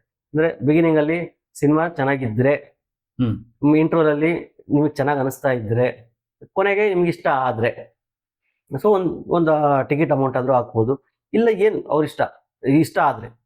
ಸೊ ಈ ಒಂದು ಹಂತದಲ್ಲಿ ಟ್ರೈ ಮಾಡ್ತಾ ಇದ್ವಿ. ಇದಕ್ಕೆ ನೆಕ್ಸ್ಟ್ ಇನ್ನೊಬ್ರು ನಮ್ಗೆ ಇನ್ಸ್ಪೈರ್ಡ್ ಅಂತ ಹೇಳಿದ್ರೆ ಲೂಸಿಯಾ ಪವನ್ ಸರ್. ಅವರು ಒಂದ್ಸತಿ ಅವ್ರ ಇಂಟ್ರೋಲ್ ಹೇಳ್ಕೊಂಡಿದ್ರು. ಸೊ ಒಂದಿಷ್ಟು ಜನ ನೀವು ಒಂದು 50 ರೂಪಾಯಿ, ಒಂದು 100 ರೂಪಾಯಿ ಸಿನಿಮಾ ಇಷ್ಟ ಆದ್ರೆ ಹಾಕ್ಬಿಟ್ರೆ ಆ ಡೈರೆಕ್ಟ್ರು ನೆಕ್ಸ್ಟ್ ಅವನ್ನೇ ತಗೊಂಡು ಮನೆಗೆ ಹೋಗಲ್ಲ, ಇನ್ನೊಂದು ಸಿನಿಮಾಗೆ ಇನ್ವೆಸ್ಟ್ ಮಾಡ್ತಾರೆ. ಅದು ಯಾವ್ದು ಕಾಂಟೆಂಟ್ ಓರಿಯೆಂಟ್ ಸಿನಿಮಾಗಳೇ ಆಗ್ತದೆ. ನಾವು ಈಗ ಬಂದ ತಕ್ಷಣ ನಮಗೂ ಎಲ್ಲ ಕ್ರೌಡ್ ಫಂಡೆಡ್ ಆಗೋದು. ಆ ಕ್ರೌಡ್ ಫಂಡೆಡ್ ನಾವು ತಗೊಂಡು ದೊಡ್ಡ ಸಿನಿಮಾ ಅಂತೂ ಮಾಡೋಕ್ಕಾಗಲ್ಲ ಸದ್ಯದ ಪರಿಸ್ಥಿತಿಯಲ್ಲಿ. ನಾವು ಇನ್ನೊಂದು ಕಾಂಟೆಂಟ್ ಏನು ಹೇಳ್ಬೋದು, ಅದನ್ನ ತಮಾಷೆಗೆ ಹೇಳ್ಬೋದಾ. ಸೊ ಇದನ್ನ ಟ್ರೈ ಮಾಡ್ತೀವಿ. ಸೊ ಆ ರೀತಿಯಲ್ಲಿ ನೀವು ಈಗ ಯೂಟ್ಯೂಬ್ ಅಂದ್ರೆ ನೀವು ಲಾಭದ ಆಕಾಂಕ್ಷೆಗಿಂತ ಹೆಚ್ಚು ಜನಕ್ಕೆ ನಮ್ಮ ಈ ಒಂದು ನಮ್ಮ ಶ್ರಮ ತಲುಪಲಿ, ನಾವು ಏನ್ ಮಾಡಿದೀವಿ ಅನ್ನೋದನ್ನ ಜನ ನೋಡ್ಲಿ ಅನ್ನೋ ಉದ್ದೇಶದಿಂದ ನೀವು ಯೂಟ್ಯೂಬ್ ಅಲ್ಲಿ ರಿಲೀಸ್ ಮಾಡ್ತಾ ಇದ್ದೀರಿ. ಇನ್ನು ಯೂಟ್ಯೂಬ್ ಅಲ್ಲಿ ರಿಲೀಸ್ ಮಾಡುವಂತ ಇನ್ನು ಕೆಲವ್ರಿಗೆ ನೀವು ಏನ್ ಹೇಳಕ್ ಇಷ್ಟಪಡ್ತೀರಿ? ಕೆಲವ್ರಿಗೆ ಯಾಕೆಂದ್ರೆ ನೀವು ಹೇಳ್ದಂಗೆ ಇವಾಗ OTT ನಲ್ಲಿ ರಿಲೀಸ್ ಮಾಡಿದ್ರೆ ಅದಕ್ಕೊಂದು ಏನೋ ಒಂದು ಘನತೆ, ಯೂಟ್ಯೂಬ್ ಅಲ್ಲಿ ರಿಲೀಸ್ ಮಾಡಿದ್ರೆ ಆ ಥರದ್ದು ಏನಿಲ್ಲ ಅಂತ. ಬಟ್ ಒಂದೆರಡು ಎಕ್ಸಾಂಪಲ್ಗಳನ್ನ ಕೊಟ್ರಿ, ನೀವು ಅವ್ರಿಗೆ ಏನ್ ಹೇಳಕ್ ಬಯಸ್ತೀರಿ? ಅಲ್ಲ, ನಿಮಗೆ OTT ಮಾಡಬೇಡಿ ಅಂತ ಹೇಳ್ತಿಲ್ಲ. ಇಫ್ ಪಾಕೆಟ್ ಅಫೋರ್ಡಬಲ್ ಮಾಡಿ. ಓಕೆ, ನೀವು ಎಲ್ಲಿ ಸಿಗುತ್ತೋ ಅಲ್ಲಿ ಮಾಡಿ. OTTನೂ ಅದನ್ನು ವೈಡ್ ರೀಚ್ ಸಿಗುತ್ತೆ. ಈಗ ಒಬ್ಬೊಬ್ರದ್ದು ಒಂದು ಸರ್, ಒಬ್ರು OTT ರಿಲೀಸ್ ಮಾಡ್ತೀನಿ ಅಂತ ಹೋಗ್ತಾರೆ, ಒಬ್ರು ಆಗ್ತಾ ಇಲ್ಲ ಮಾಡೋದಕ್ಕೆ, ಇಲ್ಲ ಸಣ್ಣ ಅಮೌಂಟ್ನು ಬೇರ್ ಮಾಡೋಕ್ಕಾಗಲ್ಲ. ಸೊ ಬೇರ್ ಮಾಡೋಕ್ಕಾಗಲ್ಲ ಅಂದ್ರೆ ಇನ್ನೂ ಹಾಕ್ಬೇಕಾ ನಾವು ಅನ್ನೋ ಕ್ವಶನ್ ಮಾರ್ಕ್. ಬೇರೆ ಅಂತ ಹೇಳಿದ್ರೆ ಕೈಯಲ್ಲಿ ದುಡ್ಡಿಲ್ಲ ಅಂತಲ್ಲ, ಈಗ ಮತ್ತು ಇನ್ನು ಹಾಕ್ಬೇಕಾ? ಒಂದು ಪ್ರಾಡಕ್ಟಿಗೆ ನಾವು ದುಡ್ಡು ಹಾಕಿದೀವಿ ಒಂದಿಷ್ಟು, ಇನ್ನೂ ಹಾಕ್ಬೇಕಾ? ಸಣ್ಣ ಅಮೌಂಟ್ ಅನ್ಕೊಂಡೆ ಒಂದು ದೊಡ್ಡ ಅಮೌಂಟ್ ಆಗ್ಬಿಟ್ರೆ ಇನ್ನೂ ಹಾಕ್ಬೇಕಾ? ಇನ್ನು 1 ರೂಪಾಯಿ ಹಾಕಿದ್ರು ಕೂಡ ನಮ್ಗೆ ಏನ್ ಅದರಿಂದ? ಸೊ ಈ ಹಂತದಲ್ಲಿ ಈ ಎಲ್ಲ ಗೊಂದಲ ಇದ್ದಾಗ ನಮ್ಗೆ ಇನ್ನೊಂದು ಪ್ಲಾಟ್ಫಾರ್ಮ್ ಇದೆ ಯೂಟ್ಯೂಬ್ ಏನು ಕಮ್ಮಿ. ಆಕ್ಚುಲಿ ಇವೆಲ್ಲ ಪ್ಲಾಟ್ಫಾರ್ಮ್ ಜೊತೆಗೆ ಯೂಟ್ಯೂಬ್ ಕೂಡ ಒಂದು ಪೈಪೋಟಿ. ಯಾಕಂದ್ರೆ ನೀವು ಇವತ್ತು ನೀವು OTTನ ಯಾವ ಇದ್ರಲ್ಲಿ ನೋಡ್ತಿರೋ, ಯೂಟ್ಯೂಬ್ ಕೂಡ ನೀವು ಹಂಗೆ ನೋಡ್ಬೋದು. ನೀವು ಸ್ಮಾರ್ಟ್ ಟಿವಿಸ್ ಇರ್ತಾವೆ ಅದ್ರಲ್ಲಿ ನೋಡ್ಬೋದು. ಪ್ರತಿಯೊಂದು ನೀವು ಅದನ್ನು ಬಿಗ್ ಸ್ಕ್ರೀನ್ ಅಲ್ಲಿ ನೋಡ್ಬೋದು. OTTಗಿಂತ ಹೆಚ್ಚು ಈಸಿಲಿ ಆಕ್ಸೆಸಬಲ್ ಇದೆ. ನಿಮ್ಗೆ ಇವತ್ತು ನೋಡ್ಬೇಕು ಅನ್ಸಿದ್ರೆ ನೀವು ಯಾವ್ದು ವಿತೌಟ್ ಸಬ್ಸ್ಕ್ರಿಪ್ಷನ್ ಡೈರೆಕ್ಟ್ ನೋಡ್ಬೋದು. ಅದ್ರಲ್ಲೂ ಸಬ್ಸ್ಕ್ರೈಬ್ ನೀವು ಪ್ರೀಮಿಯಮ್ ತಗೊಂಡ್ರೆ ವಿತೌಟ್ ಅಡ್ವರ್ಟೈಸ್ಮೆಂಟ್ ನೀವು ನೋಡ್ಬೋದು. ಸೊ ಹಂಗಂತೇಳಿ ನಾನು OTT ಯಾವ್ದು ದೂರ್ತಾ ಇಲ್ಲ ಸರ್, ನಮೀಗ ಅಲ್ಲಿ ಹೋಗಕ್ ಆಗ್ತಾ ಇಲ್ಲ. ಸೊ ನಮಗ್ ಹೋಗದೆ ಇರೋದಕ್ಕೆ ನಾವು ಇನ್ನೊಂದು ಪ್ಲಾಟ್ಫಾರ್ಮ್ ಇದೆ, ಆ ಪ್ಲಾಟ್ಫಾರ್ಮ್ ನ ಯೂಸ್ ಮಾಡ್ತಾ ಇದೀವಿ. ಅಂದ್ರೆ ಈಗ ಏನಾಗುತ್ತೆ, ಈಗ ಒಂದು ನೀರು ನೀವು ಇಲ್ಲಿ ಬಿಟ್ಟ ತಕ್ಷಣ ಅದು ಹಿಂಗ್ ಹರಿಯಕ್ಕಾಗಿಲ್ಲ, ಇನ್ನೊಂದ್ ಕಡೆ ಹರಿಬೇಕು. ನಿಂತ ನೀರಲ್ಲೇ ಜಾಸ್ತಿ ಪಾಚಿ ಕಟ್ಟೋದು. ನಾವು ಸುಮ್ನೆ ಹಂಗೆ ನಿಂತು ಬಿಟ್ರೆ ಅಲ್ಲಿ ಪಾಚಿ ಕಟ್ಟತ್ತೆ, ಇದಾಗುತ್ತೆ. ಅದು ಎಲ್ಲೋ ಒಂದ್ ಕಡೆ ಹರಿಬೇಕು. ಇಲ್ಲ ಆಗ್ಲಿಲ್ಲ ಈ ಕಡೆ ಎಲ್ಲೋ ಈ ಕಡೆ ಹರಿಲಿಲ್ಲ ಅಂತ ತಕ್ಷಣ ಆ ದಾರಿ ಬೈಯೋದಲ್ಲ. ಸೊ ನಾವ್ ಈ ಕಡೆ ದಾರಿಗೆ ಹೋಗ್ತಾ ಇದೀವಿ. ಈ ತರ ನಮ್ಮ ಯೋಚನೆ ಸರ್. ಈಗ ಈ ಸಿನಿಮಾವನ್ನ ಯೂಟ್ಯೂಬ್ ಅಲ್ಲಿ ಜನರು ನೋಡ್ಬೇಕು ಅಂತಾದ್ರೆ ನಿಮ್ಮ ಒಂದು ಯಾವ ಕಾರಣಕ್ಕೆ ಈ ಸಿನಿಮಾ ನೋಡ್ಬೇಕು, ಅದ್ರಲ್ಲಿ ಅವ್ರಿಗೆ ಏನ್ ಸಿಗುತ್ತೆ, ಒಂದೆರಡು ವಾಕ್ಯಗಳಲ್ಲಿ ಅದನ್ನ ಹೇಳ್ಬೋದಾ ನಮ್ಮ ಯೂಟ್ಯೂಬ್ ಪ್ರೇಕ್ಷಕರಿಗೆ? ಶೋರ್. ಅಂದ್ರೆ ನಾನು ಕತೆ ಬಗ್ಗೆ ಹೇಳಲ್ಲ ಸರ್. ಕತೆ ಏನಾಗ್ತಿ ನಾವು ಮಾಡಿರೋ ಕತೆ ನಮಗದು ಇಷ್ಟಪಟ್ಟೆ ಮಾಡಿರ್ತೀವಿ. ಸರಿ, ಅಂದ್ರೆ ಸಿನಿಮಾದಲ್ಲಿ 2 ತರದ ವ್ಯಾಲ್ಯೂಸ್ ಇದೆ ಸರ್. ಒಂದು ಇಂಟರ್ನಲ್ ವ್ಯಾಲ್ಯೂಸ್ ಮತ್ತೆ ಒಂದು ಎಕ್ಸ್ಟರ್ನಲ್ ವ್ಯಾಲ್ಯೂಸ್. ಸಿನಿಮಾ ಒಳಗಡೆ ಒಂದು ವ್ಯಾಲ್ಯೂ, ಹೊರಗಡೆ ಒಂದು ವ್ಯಾಲ್ಯೂ. ನಮ್ಮ ಪ್ರಕಾರ ಅದು ಕೊನೆಗೆ ಆಡಿಯನ್ಸಿಗೆ ಬಿಡ್ತೀವಿ. ನಮ್ಮ ಪ್ರಕಾರ internal values and outer external values. Internal values first ಹೇಳ್ತೀನಿ. ಇಂಟರ್ನಲ್ ವ್ಯಾಲ್ಯೂಸ್ ಏನು ಅಂತ ಹೇಳಿದ್ರೆ, ಸರ್ ನಿಮ್ಮ ಹತ್ರ ನಿಮ್ಮ ಪರಿಚಯರಿಗೆ ಯಾರಿಗೋ ಒಬ್ಬರಿಗೆ ನೀವು ಒಂದೇನೋ ಗಿಫ್ಟ್ ಕೊಡಬೇಕು. ಸೊ ನಿಮ್ಮ ಹತ್ರ 1000 ರೂಪಾಯಿ ಇದೆ. ಸೊ ನಿಮ್ಗೆ ಏನೋ ದೊಡ್ಡದಾಗಿ ಗಿಫ್ಟ್ ಕೊಡಬೇಕು. ನೀವು ಒಂದು ಮಾರ್ಕೆಟಿಗೆ ಹೋಗ್ಬಿಟ್ಟು ಒಂದು 1000 ರೂಪಾಯಿದು ಒಂದು ಸ್ಮಾರ್ಟ್ ಫೋನ್ ತಗೊಂಡು ಒಂದು ಗಿಫ್ಟ್ ಕೊಡ್ತೀರಾ ನಿಮ್ಮ ಪರಿಚಯದವರಿಗೆ. ನಿಮಗೇನೋ ನಾನೇನೋ ದೊಡ್ಡ ಮೊಬೈಲ್ ಕೊಟ್ಟಿದ್ದೀನಿ ಅಂತೇಳಿ, ಬಟ್ ನಿಮ್ಗೆ ಇಸ್ಕೊಂಡವರಿಗೆ ಸೊ ಅವ್ರೊಂದು ಜಸ್ಟ್ ಒಂದು, ಯಾಕೆಂದ್ರೆ ಇವತ್ತೊಂದು ಸ್ಮಾರ್ಟ್ ಫೋನ್ ಮೊಬೈಲ್ ಬೆಲೆ ಎಷ್ಟಿದೆ ಅಂತ ಎಲ್ರಿಗೂ ಗೊತ್ತಿದೆ, ಬೇಸಿಕ್. ಹೌದು. ಸೊ ಅಂತಂದ್ರೆ ಅವ್ರು ಏನ್ ಮಾಡ್ತಾರೆ, ಅವ್ರು ಯಾರಿಗೂ ಕೊಡೋದು ಇಲ್ಲ, ಜಸ್ಟ್ ಡಸ್ಟ್ಬಿನ್ ಥ್ರೋ ಮಾಡ್ತಾರೆ.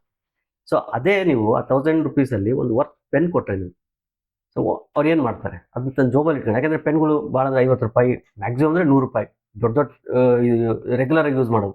ಸೊ ನೀವು 1000 ರೂಪಾಯಿ ಪೆನ್ ಕೊಟ್ಟಾಗ ಸೊ ಅವ್ರು ತನ್ನ ಜೋಬಲ್ಲಿ ಇಟ್ಕೊಂಡು ಅಡ್ಡಾಡ್ತಾರೆ. ಸಾಧ್ಯ ಹೋದ್ರೆ ಎಲ್ಲರೂ ಹೇಳ್ಕೊಂಡು ಅಡ್ಡಾಡ್ತಾರೆ, ಇದು ಇವ್ರು ಕೊಟ್ಟಿದ್ದು ಅಂತೇಳಿ. ಸೊ ಆ ಥರದಲ್ಲಿ ನಮ್ಮ ಸಿನಿಮಾ ನಾವು ಏನೋ ಇರಬೇಕು, ನಮ್ದ್ರಲ್ಲೂ ಒಂದು ಫೈಟ್ ಇರಬೇಕು, ನಮ್ದ್ರಲ್ಲೂ ಒಂದು ಸಾಂಗ್ ಇರಬೇಕು. ಆ ಥರದ್ದು ಯಾವುದು ನಾವು ಮಾಡೋಕೆ ಹೋಗಿಲ್ಲ ಸರ್. ನಮ್ಮ ಸಿನಿಮಾಗೆ ಏನಿದೆ, ನಮ್ಮ ಬಡ್ಜೆಟ್ ಏನಿದೆ ಅದರಲ್ಲಿ ನಾವು ಏನು ಕ್ವಾಲಿಟಿ ಕೊಡ್ಬೋದು, ಆ್ಯಕ್ಟಿಂಗ್ ವೈಸ್ ಇರ್ಬೋದು, ನೀವು ಇವನ್ ಕ್ಯಾಮ್ರಾ ವೈಸ್ ಇರ್ಬೋದು, ಪ್ರತಿಯೊಂದು ಕೂಡ ಇವನ್ ಫ್ರೇಮ್ ಇರ್ಬೋದು, ಲೊಕೇಶನ್ ವೈಸ್ ಇರ್ಬೋದು, ಪ್ರತಿಯೊಂದೂ ನಮ್ಮ ಬಡ್ಜೆಟಲ್ಲಿ ಏನು ನಿಮಗೆ ಪ್ರೊಡಕ್ಷನ್ ವ್ಯಾಲ್ಯೂ ಅಂತೀವಲ್ಲ ಅದನ್ನು ನಾವು ತೊಗೊಂಡಿದ್ವಿ. ಸುಮ್ಮನೆ ತುರ್ಕಕ್ಕೆ ಹೋಗಿಲ್ಲ. ಸೊ ಎಲ್ಲ ಸಿಚುವೇಶನ್ ಬೇಸ್ಡ್ ಸಾಂಗ್ಸ್ ಮಾಡ್ಕೊಂಡು, ಎಲ್ಲ ಮಾಂಟೇಜ್ ಸಾಂಗ್ಸನ್ನು ಹಾಕೊಂಡು ಪ್ರತಿಯೊಂದನ್ನು ಆ ಥರದಲ್ಲಿ ವ್ಯಾಲ್ಯೂಸ್ ಕೊಟ್ಬಿಟ್ಟಿದ್ವಿ. ನಮ್ಮ ಸಿನಿಮಾ ನೋಡಿದವರು ಖಂಡಿತವಾಗೂ ಜೋಬಲ್ ಪೆನ್ ಇಟ್ಕೊಂಡು ಅಡ್ಡಾಡ್ದಂಗೆ ತೋರ್ಸ್ಕೊಂಡು ಅಡ್ಡಾಡ್ಬೋದು, ಇಂಥದ್ದೊಂದು ಸಿನಿಮಾ ಇದೆ ನೋಡಿ ಅಂತೇಳಿ. ಈ ಥರ. ಇನ್ನು ಎಕ್ಸ್ಟರ್ನಲ್ ವ್ಯಾಲ್ಯೂಸ್ ಅಂತ ಹೇಳಿದ್ರೆ ಸರ್ ಏನು ಅಂದರೆ, ಈಗ ನಮ್ದು ಒಂದು ಯಾವ ಬಿಸ್ನೆಸ್ ಅಂದರೆ, ನಮ್ದು ಒಂದು ಬಿಸ್ನೆಸ್, ಈಗ ಬಿಸ್ನೆಸ್ ಮಾಡ್ಕೊಂತ ಅಡ್ಡಾಡ್ತಾ ಇರ್ತೀವಿ. ಬಟ್ ಸಿನಿಮಾ ಬಗ್ಗೆ ನಮಗೆ ಆಸಕ್ತಿ ನಮ್ಮ ಕಾಲೇಜ್ ಟೈಮಿಂದನೂ ಇತ್ತು. ಅಲ್ಲೂ ಕೂಡ ನಾವು ಕತೆಗಳು ಬರಿತಾ ಇದ್ವಿ, ಕವನಗಳು ಬರಿತಾ ಇದ್ವಿ, ಆರ್ಟಿಕಲ್ಸ್ ಬರಿತಾ ಇದ್ವಿ. ನಮ್ಮದೇ ಆದಂಥ ಒಂದು ಬಳಗಕ್ಕೆ ಅದನ್ನು ಸರ್ಕ್ಯುಲೇಟ್ ಮಾಡ್ತಾ ಇದ್ವಿ. ಅಂದರೆ ನಮ್ಮ ಪರಿಚಯ, ನಮ್ಮ ಸಂಬಂಧಿಕರಿರ್ಬೋದು, ಸ್ನೇಹಿತರಿರ್ಬೋದು, ಅವ್ರಿಗೆ ಕೊಟ್ಟು ಓದ್ರಿ ಅಂತ ಕೊಡ್ತಾ ಇದ್ವಿ. ಒಂದು ಕಿಂಗ್ ಸೈಜ್ ಬುಕ್ಕಲ್ಲಿ ಬರಿತಾ ಇದ್ವಿ. ಹಿಂದ್ಗಡೆ ಬರೆದು ಕೊಡೋರು, ಕತೆ ಚೆನ್ನಾಗಿದೆ, ಕಾಗುಂಟ ಸರಿ ಇಲ್ಲ, ಕತೆ ಚೆನ್ನಾಗಿದೆ, ಸ್ಪೆಲ್ಲಿಂಗ್ ಚೆನ್ನಾಗಿಲ್ಲ, ಹಿಂಗೇನಾದ್ರೂ ಒಂದು ಬರ್ಕೊಡೋರು. ಇದು ಈ ಒಳಗಡೆ ಇತ್ತು ಸಿನಿಮಾ ಬಗ್ಗೆ ಆಸಕ್ತಿ, ಸಿನಿಮಾ ನೋಡೋದು, ಸಿನಿಮಾ ಬಗ್ಗೆ ಇದು. ಬಟ್ ನಮ್ಮೂರು ದಾವಣಗೆರೆ ಆದ್ರಿಂದ ನಾವು ಇಲ್ಲಿ ರೀಚ್ ಆಗೋದು ತುಂಬಾ, ಸಿನಿಮಾ ಬಗ್ಗೆ ಬರೀ ಕನ್ಸು ಕಾಣ್ಬೋದಿತ್ತು ಬಿಟ್ರೆ, ಇಲ್ಲಿ ಬೆಂಗಳೂರಿಗೆ ಬಂದು ಅದನ್ನ ಅಪ್ರೋಚ್ ಮಾಡಿ ಅದರಲ್ಲಿ ವರ್ಕ್ ಮಾಡೋದು ತುಂಬಾ ಕಷ್ಟ ಆಯ್ತು. ಸೊ ಕಾರಣಾಂತರದಿಂದ ನಾವು ಬೆಂಗಳೂರಿಗೆ ಬಂದಿದ್ದು ಬಿಸ್ನೆಸ್ಗೋಸ್ಕರ. ಸೊ ಬಿಸ್ನೆಸ್ ಬಂದಾಗ ಏನಾಯ್ತು, ಬಿಸ್ನೆಸ್ ಒಂದೇ ನಮಗೆ ಸರಿ. ಅವಾಗಲೇ ಇದಕ್ಕೆ ಇನ್ನೊಂದು ಇಂಟ್ರಪ್ಟ್ ಮಾಡ್ತೀನಿ. ನಂದು ಬರೀ ಸಿನಿಮಾ ಅಂತ ಹೇಳಿದ್ರೆ ಯಾವುದೇ ಬಿಸ್ನೆಸ್ ಆಗಲಿ, ನೀವು ಪ್ರತಿಯೊಂದು ಪ್ರಾಪರ್ ಆಗಿ ಅದ್ರ ಬಗ್ಗೆ ನಾಲೆಡ್ಜ್ ತಗೋಬೇಕು. ಸೊ ನಾಲೆಡ್ಜ್ ಇಲ್ಲ ಅಂತ ಏನಾಗುತ್ತೆ, ಸ್ವಲ್ಪ ಇದಾಗುತ್ತೆ. ಸೊ ನಾವು ಈಗ ಅಟ್ಲೀಸ್ಟ್ ನಾವು ಸಿನಿಮಾ ಚೆನ್ನಾಗಿ ಮಾಡಿದ್ದೀವಿ, ನೋಡಿದವ್ರು ಅದು ಹೇಳ್ತಾರೆ. ಸೊ ಅಲ್ಲಿ ಸ್ವಲ್ಪ ಫೈನಾನ್ಷಿಯಲಿ ನಮಗೆ ಬರ್ಡನ್ ಆಯ್ತು. ಆ ಫೈನಾನ್ಷಿಯಲಿ ಬರ್ಡನ್ ಆದಾಗ, ಯಾಕೆಂದ್ರೆ ನಿಮಗೂ ಗೊತ್ತು, ರೇಪ್ ಮಾಡಿದ್ರು ಸಮಾಜ ಒಪ್ಕೊಂಡ್ಬಿಡುತ್ತೆ, ಇಲ್ಲ ಒಪ್ಕೊಂಡ್ಬಿಡುತ್ತೆ. ಆದರೆ ಫೈನಾನ್ಷಿಯಲಿ ಡಿಸ್ಟರ್ಬ್ ಆದನ್ನ ಸಮಾಜ ಅಕ್ಸೆಪ್ಟ್ ಮಾಡೋದು ಭಾಳ ಕಷ್ಟ. ಸೊ ಇಂಥ ಟೈಮಲ್ಲಿ ನನ್ನ ಫ್ರೆಂಡ್ಸ್ಗಳು ನನ್ನ ಕೈ ಹಿಡಿದ್ರು. ಓಕೆ. ಸೊ ಫ್ರೆಂಡ್ಸ್ ಎಲ್ಲರೂ ಅಂದರೆ ನಾವೆಲ್ಲ ಜೊತೆಗೆ ಸೇರ್ಕೊಂಡು ಚೈಲ್ಡ್ಹುಡ್ಡಿಂದ ಬೆಳೆದಂಥವ್ರು. ಸೊ ಏನಾಯ್ತು, ಅವರೆಲ್ಲರೂ ಇಲ್ಲ, ಅಲ್ಲಿ ನಾವು ಫ್ರೆಂಡ್ ಅಲ್ಲಿ ನೋಡಿದ್ದೀವಿ, ಅವ್ನು ಬಿದ್ದಿದ್ದಾನೆ ಅಂತೇಳಿ ಕೈ ಬಿಡೋದಲ್ಲ. ಸೊ ಅವ್ನು ಹಂಗಂತ ಯಾರು ಬೈದಿಲ್ಲ ಅಂತಲ್ಲ, ಎಲ್ಲ ಕೈ ಇಟ್ಕೊಂಡೇ ಬೈದಿದ್ದಾರೆ, ಕೈ ಇಟ್ಕೊಂಡೇ ಆಡ್ಕೊಂಡಿದ್ದಾರೆ, ಎಲ್ಲರೂ ಮಾಡಿದ್ದಾರೆ. ಬಟ್ ಏನಂತ ಹೇಳಿದ್ರೆ ಕೈ ಬಿಟ್ಟಿಲ್ಲ, ಅವ್ರಿಗೊಂದು ಪ್ಲಾಟ್ಫಾರ್ಮ್ ಮಾಡ್ಕೊಡ್ಬೇಕು. ಸೊ ಓಕೆ ಅಂತೇಳಿ ನೆಕ್ಸ್ಟ್ ಒಂದಿಷ್ಟು ಜನ ಫ್ರೆಂಡ್ಸ್, ಅದರಲ್ಲಿ ಮೇಯ್ನ್ ಆಗಿ ಶ್ರೀನಿವಾಸ್ ರೆಡ್ಡಿ ಮತ್ತು ಅರವಿಂದ್ ಅಂತೇಳಿ, ಯಾಕಂದ್ರೆ ಇನ್ನೂ ಭಾಳಷ್ಟು ಜನ ಇದ್ದಾರೆ, ಸಪೋರ್ಟ್ ಮಾಡಿದವರು ಇದ್ದಾರೆ. ಸೊ ಎಲ್ಲ ಒಬ್ಬರ ಹೆಸರು ಅಂತಪ್ಪ, ಇವ್ರು ಮೇಯ್ನ್ ಪ್ರೊಡ್ಯೂಸರ್ ಆಗಿ ಬಂದು. ಸೊ ಹಂಗಾಗಿ ಇವರಿಬ್ರು ಜೊತೆಗೆ ನಿಂತರು, ಎಗ್ಲು ನಿಲ್ತಾರಲ್ಲ ಆ ಥರ ನಿಂತ್ಕೊಂಡು. ಸೊ ನಿಂತ್ಬಿಟ್ಟು they produce the movie, produce ಮಾಡಿಬಿಟ್ಟು ನನಗೊಂದು ಪ್ಲಾಟ್ಫಾರ್ಮ್ ಹಾಕೊಟ್ಟಿದ್ದಾರೆ. ಸೊ ಇದು ಯಾಕಂದ್ರೆ ಇವತ್ತು ವಿತೌಟ್ ಇಂಟೆನ್ಷನ್ ದುಡ್ಡು ಹಾಕೋದಿದೆಯಲ್ಲ, ಅಂದರೆ ಗೊತ್ತು ಇವ್ನು ಏನಾಗಿದ್ದಾನೆ ಅಂತೇಳಿ, ಅದ್ರ ಮೇಲೆ ನಂದೇನು ಗೊತ್ತು, ಇವ್ನು ಸಿನಿಮಾ ಬಗ್ಗೆ ಆಸಕ್ತಿ ಇದೆ ಅನ್ನೋದು ಗೊತ್ತು. ಸೊ ಯಾವುದೋ ಅಲ್ಲಿ ಇನ್ವೆಸ್ಟ್ ಮಾಡೋ ಬದಲಿ ಅವನಿಗೆ ಆಸಕ್ತಿ ಇರೋದ ಕಡೆಗೆ ಕರ್ಕೊಂಡು ಹೋಗೋಣ ಸೊ ಅನ್ನೋದ್ರ ಬಗ್ಗೆ ಅವರು ಜೊತೆಗೆ ನಿಂತರು. ಸೊ ಇದ್ರ ಜೊತೆಗೆ ನೆಕ್ಸ್ಟ್ ಸಂಬಂಧಿಕರಿರ್ಬೋದು, ಫ್ಯಾಮಿಲಿ ಇರ್ಬೋದು, ಇವರೆಲ್ಲರೂ ಜೊತೆಗೆ ನಿಂತರು. ಅಂದರೆ ಹೇಳ್ತಾ ದುಡ್ಡಿಲ್ದಾಗ ಎಲ್ಲರೂ ಬಂಡವಾಳ ಗೊತ್ತಾಗುತ್ತೆ, ಕೈ ಬಿಟ್ಬಿಡ್ತಾರೆ ಅಂತ. ನಂದ್ರೆ ಸ್ವಲ್ಪ ಇದು ರಿವರ್ಸ್ ಆಯ್ತು, ಯಾರೂ ಕೂಡ ಕೈ ಬಿಡ್ಲಿಲ್ಲ, ಕೊನೆವರೆಗೂ ಕೈ ಹಿಡಿದು. ನೀವು ಕೈ ಹಿಡಿದಿದ್ದಾರೆ. ಈಗ ಇದರಿಂದ ನಾವೇನ್ ತುಂಬಾ ಇದೇನು, ಬಟ್ ಏನೋ ಒಂದು ಪ್ಲಾಟ್ಫಾರ್ಮ್. ಈ ನೆಕ್ಸ್ಟ್ ಒಂದು ಸಿನಿಮಾಗೆ ಒಂದು ದೊಡ್ಡ ಸಿನಿಮಾ ಕೋ ಡೈರೆಕ್ಟರ್ ವರ್ಕ್ ಮಾಡ್ತಾ ಇದ್ವಿ, ಸರಿ, ಒಂದು ಇದಕ್ಕೆ. ಸೊ ಈ ಸಿನಿಮಾ ಆಗಿರೋದ್ರಿಂದಾನೇ ಅದು ನೆಕ್ಸ್ಟ್ ಒಂದಿಷ್ಟು ಜನ ಮಲ್ಟಿಪಲ್ ಪ್ರೊಡ್ಯೂಸರ್ಸ್, ನಿಮ್ಗೆ ಏನಾದ್ರು ಇನ್ನೊಂದು ಸಿನಿಮಾ ಮಾಡ್ತಿರಾದ್ರೆ ನಾವು ಬರ್ತೀವಿ. ಸೊ ಈ ತರದೆಲ್ಲ ಮಾತಾಡ್ತಿರಂದ್ರೆ ಒಂದು ಪ್ಲಾಟ್ಫಾರ್ಮ್ ಆಗ್ತಾ ಇದೆ. ಸೊ ಕೊನೆಗೆ ಅಲ್ಟಿಮೇಟ್ ಆಗಿ ಈಗ ಹಾಕಿರೋ ಪ್ರೊಡ್ಯೂಸರ್ಗೆ ಎಷ್ಟೇ ಫ್ರೆಂಡ್ಶಿಪ್ ಏನೇ ಇದ್ರು ಅವ್ರು ಒಂದು ಇದ್ದೇ ಇರುತ್ತೆ, ನನಗೆ ಇದರಲ್ಲಿ ಇದು ಬರ್ಬೇಕು ಅಂತೇಳಿ, ಏನೋ ವಾಪಸ್ ರಿಟರ್ನ್ ಬರ್ಬೇಕು. ಅದ್ರ ಅಂತವಾಗಿ ನಾನೇನು ವರ್ಕ್ ಮಾಡ್ತಾ ಇದ್ದೀನಿ. ನೀವು ಇವಾಗ ಹೇಳಿದ್ಮೇಲೆ ನನಗೆ ಅರ್ಥ ಆಯ್ತು. ನಾವು FMC ಅನ್ನುವಂಥ ಒಂದು ಸಂಸ್ಥೆಯನ್ನು ಹುಟ್ಟು ಹಾಕಿದ್ದೆ ಈ ಉದ್ದೇಶಕ್ಕೋಸ್ಕರ. ಏಕೆಂದರೆ ಹೊಸದಾಗಿ ಸಿನಿಮಾ ಮಾಡೋರಿಗೆ ಎಲ್ಲಿ ಏನು ಮಾಡಬೇಕು, ಯಾವ ಥರ ಗೈಡೆನ್ಸ್ ಇರಬೇಕು, ಯಾವ ಥರ ಥಿಯೇಟ್ರ್ಗಳನ್ನ ಬುಕ್ ಮಾಡಬೇಕು, ಡಿಸ್ಟ್ರಿಬ್ಯೂಷನ್ಸ್ ಹೆಂಗಿರಬೇಕು, ಎಲ್ಲಿ ಅದನ್ನು UFO ಕಾಪಿ ತೊಗೊಂಡು ಹೋಗಿ ಅಪ್ಲೋಡ್ ಮಾಡಬೇಕು, ಅದಕ್ಕೆ ಏನು ಖರ್ಚಾಗುತ್ತೆ, ಯಾವ ರೀತಿಯಾಗಿ ನಾವು ಇದನ್ನು ಪ್ರಮೋಟ್ ಮಾಡಬೇಕು, ಜನಕ್ಕೆ ಹೇಗೆ ನಾವು ನಮ್ಮ ಸಿನಿಮಾವನ್ನು ರೀಚ್ ಮಾಡಿಸ್ಬೇಕು ಅನ್ನುವಂಥ ಎಲ್ಲ ವಿಷಯದ ಬಗ್ಗೆ ನಾವು ನಮ್ಮ ಸಮಾನ ಮನಸ್ಕರು ಕೆಲವೊಬ್ರು ಸೇರ್ಕೊಂಡು ನಮಗಾದಂಥ ಅನುಭವಗಳು ಅಥವಾ ನಮಗಾದಂಥ ತೊಂದರೆಗಳು ಇನ್ನೊಬ್ಬರಿಗೆ ಆಗಬಾರ್ದು ಅನ್ನೋ ಒಂದೇ ಉದ್ದೇಶದಿಂದ ನಾವು ಇಲ್ಲಿ ಹೊಸಬರಿಗೆ ಈ ಹೆಚ್ಚು ಅವಕಾಶಗಳು ಬಂದಾಗ ಅವರಿಗೆ ಸರಿಯಾದ ರೀತಿಯಲ್ಲಿ ಸಲಹೆ ನೀಡುವುದಕ್ಕಾಗಿಯೇ ಈ ಒಂದು FMC ಅಂದ್ರೆ ಫಿಲ್ಮ್ ಮೇಕರ್ ಕೌನ್ಸಿಲ್ ಅನ್ನೋದು ಹುಟ್ಕೊಂಡಿರೋದು. ನೀವು ಇದ್ರ ಬಗ್ಗೆನೂ ಕೇಳಿದಿರಾ, ಇದ್ರ ಬಗ್ಗೆ ನೀವು ಏನು ಹೇಳಕ್ ಇಷ್ಟಪಡ್ತೀರಿ? FMC ನಿಜವಲ್ಲ ಸರ್, ಇದು ತುಂಬಾ ಹೆಲ್ಪ್ಫುಲ್. ಈ ಚಾನಲ್ ಕೂಡ ತುಂಬಾ ಗ್ರೋ ಆಗಬೇಕು. ಯಾಕೆಂದ್ರೆ ಈ ತರ ವರ್ಕ್ ಮಾಡ್ತಾ ಇರೋ ಚಾನಲ್ಸ್ಗಳು ಕೂಡ ಪ್ರತಿಯೊಬ್ಬರಿಗೂ ಹೊಸೊಬ್ರಿಗೆ ತಲುಪಬೇಕು. ಯಾಕಂದ್ರೆ ನಮಗೆ ಇದು ನೋಡಿದಾಗ, ಈಗ ನಾನು ಮಾತಾಡಿದ್ದು ನನ್ನ ತಪ್ಪುಗಳು ಇನ್ನೊಬ್ರು ಅವ್ರದ್ದು ಮೈಂಡ್ ಸೆಟ್ ಇರಬೇಕು. ನಾನು ಇದನ್ನ ಓಕೆ ತಪ್ಪು ಮಾಡಿದ್ದೀನಿ, ಇಲ್ಲ ಏನಾಗ್ಬಿಡುತ್ತೆ ಬಹಳಷ್ಟು ಜನಕ್ಕೆ ನಾನು ಮಾಡಿದ್ದೆ ಸರಿ ಅನ್ನೋದಿರುತ್ತೆ, ಅದು ಇರಬಾರ್ದು. ಸೊ ಪ್ರತಿಯೊಬ್ರು ನೋಡಬೇಕು ಇಲ್ಲಿಂದ ಏನ್ ನೆಗೆಟಿವ್ ಆಗಿದೆ, ಇವರಿಂದ ಏನ್ ನೆಗೆಟಿವ್ ಆಗಿದೆ. ಆಡ್ಕೊಳ್ಳೋದಲ್ಲ, ಈಗ ನಾನು ಮಾತಾಡಿದೆ ಅಂತ ಹೇಳಿ ನೀನ್ ಮಾಡಿದ ತಪ್ಪಪ್ಪ ನೀ ಅನ್ಭವಿಸು, ಆಡ್ಕೊಳ್ಳೋದಲ್ಲ. ಪ್ರತಿಯೊಂದು ಬಿಸ್ನೆಸ್ ಅಲ್ಲೂ ಒಂದು ಏರಿಳಿತಗಳು ಇದ್ದೇ ಇರುತ್ತೆ. ಅಲ್ಲಿ ಏನ್ ತಗೋಬೇಕು ಇದನ್ನ ನೀವು ತಿಳಿಸ್ತಾ ಇರ್ತೀರಲ್ಲ, ಅಂದ್ರೆ ನಮ್ಮಂತ ಪ್ರೇಕ್ಷಕರಾಗಿರ್ಬೋದು, ಇಲ್ಲ ಆಡಿಯನ್ಸ್ ಇರ್ಬೋದು, ಇಲ್ಲ ಫಿಲ್ಮ್ ಮೇಕರ್ಸ್ ಇರ್ಬೋದು, ₹1 ಯಾವುದೇ ತರ ಎಕ್ಸ್ಪೆಕ್ಟೇಷನ್ ಇಲ್ದಲೇನೆ ಈ ಚಾನಲ್ ನಮಗೆ ಪ್ರಮೋಟ್ ಮಾಡ್ತಾ ಇದ್ದಾರೆ. ಇಲ್ಲ, ನಮಗ್ ಬಂದಿರೋ ಸಮಸ್ಯೆನೇ ಅದು. ಯಾಕೆ ಅಂದ್ರೆ ನಾವು ಯಾವ ಹಣವನ್ನು ತೆಗೆದುಕೊಳ್ಳದೆ ಈ ತರ ಕೆಲಸಗಳನ್ನ ಮಾಡ್ತಾ ಇರೋದ್ರಲ್ಲಿ ಕೆಲವರಲ್ಲಿ ಏನಿದೆ ಅಂದ್ರೆ, ಇದು ಹಣ ತಗೊಳ್ಳಲ್ಲ ಅಂತಂದ್ರೆ ಏನಪ್ಪಾ, ಹಣನೂ ಇಲ್ಲ ಅಂತಂದ್ರೆ ಅದಕ್ಕೊಂದು ಬೆಲೆನೇ ಇಲ್ಲ ಅನ್ನೋ ತರ, ಅಂದ್ರೆ ನಮ್ಮ ಕಂಟೆಂಟ್ಗೂ ಕೂಡ ಬೆಲೆ ಇಲ್ಲ ಅನ್ನೋ ತರ ಆಗ್ತಾ ಇದೆ ಇಲ್ಲಿ. ಸಿನಿಮಾ ರಂಗದಲ್ಲಿ ಯಾವಾಗ್ಲೂ ಅಷ್ಟೇ, ಅಯ್ಯೋ ಅವರು ತುಂಬಾ ಹಣ ಕೇಳಿದ್ದಾರೆ ಅಂದ್ರೆ ಒಳ್ಳೆ ಇಂಟರ್ವ್ಯೂ ಇರ್ಬೋದು, ಅದು ಹಣ ತಗೊಳ್ತಾರೆ ಅಂದ್ರೆ ಏನೋ ಕೆಲಸ ಮಾಡ್ಬೋದು, ಆ ಥರ ಎಲ್ಲ ಇದೆ.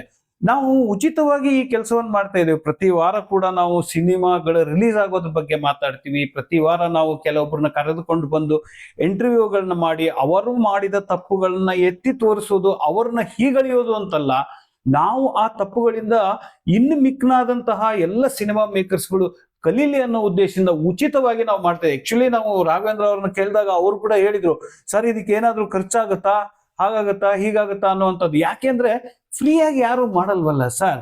ಸೊ ಫ್ರೀಯಾಗಿ ಮಾಡ್ತಾರೆ ಅಂತಂದ್ರೆ ಇದೇನ್ ಸರಿ ಇದೆಯೋ ಇಲ್ವೋ, ಈ ತರದ್ದೆಲ್ಲ ಕೆಲವೊಂದು ಅನುಮಾನಗಳು ಸಹಜವಾಗಿ ಚಿತ್ರರಂಗದಲ್ಲಿ ಹುಟ್ಟುತ್ತೆ. ಯಾಕೆಂದ್ರೆ ಚಿತ್ರರಂಗ ಬೆಳೆದು ಬಂದ ರೀತಿನೇ ಹಣದ ಮೇಲೆ, ಪ್ರತಿಯೊಂದಕ್ಕೂ ಒಂದು ಹಣ ಅನ್ನುವಂಥ ಒಂದು ರೀತಿನಲ್ಲಿ ಇರುವಾಗ FMC ಉಚಿತವಾಗಿ ಈ ಕೆಲಸವನ್ನ ಮಾಡ್ತಾ ಇರೋ ಉದ್ದೇಶ, ಸಿನಿಮಾ ಮಂದಿರಕ್ಕೆ ಜನಗಳು ಬಂದು ಸಿನಿಮಾವನ್ನ ನೋಡಬೇಕು.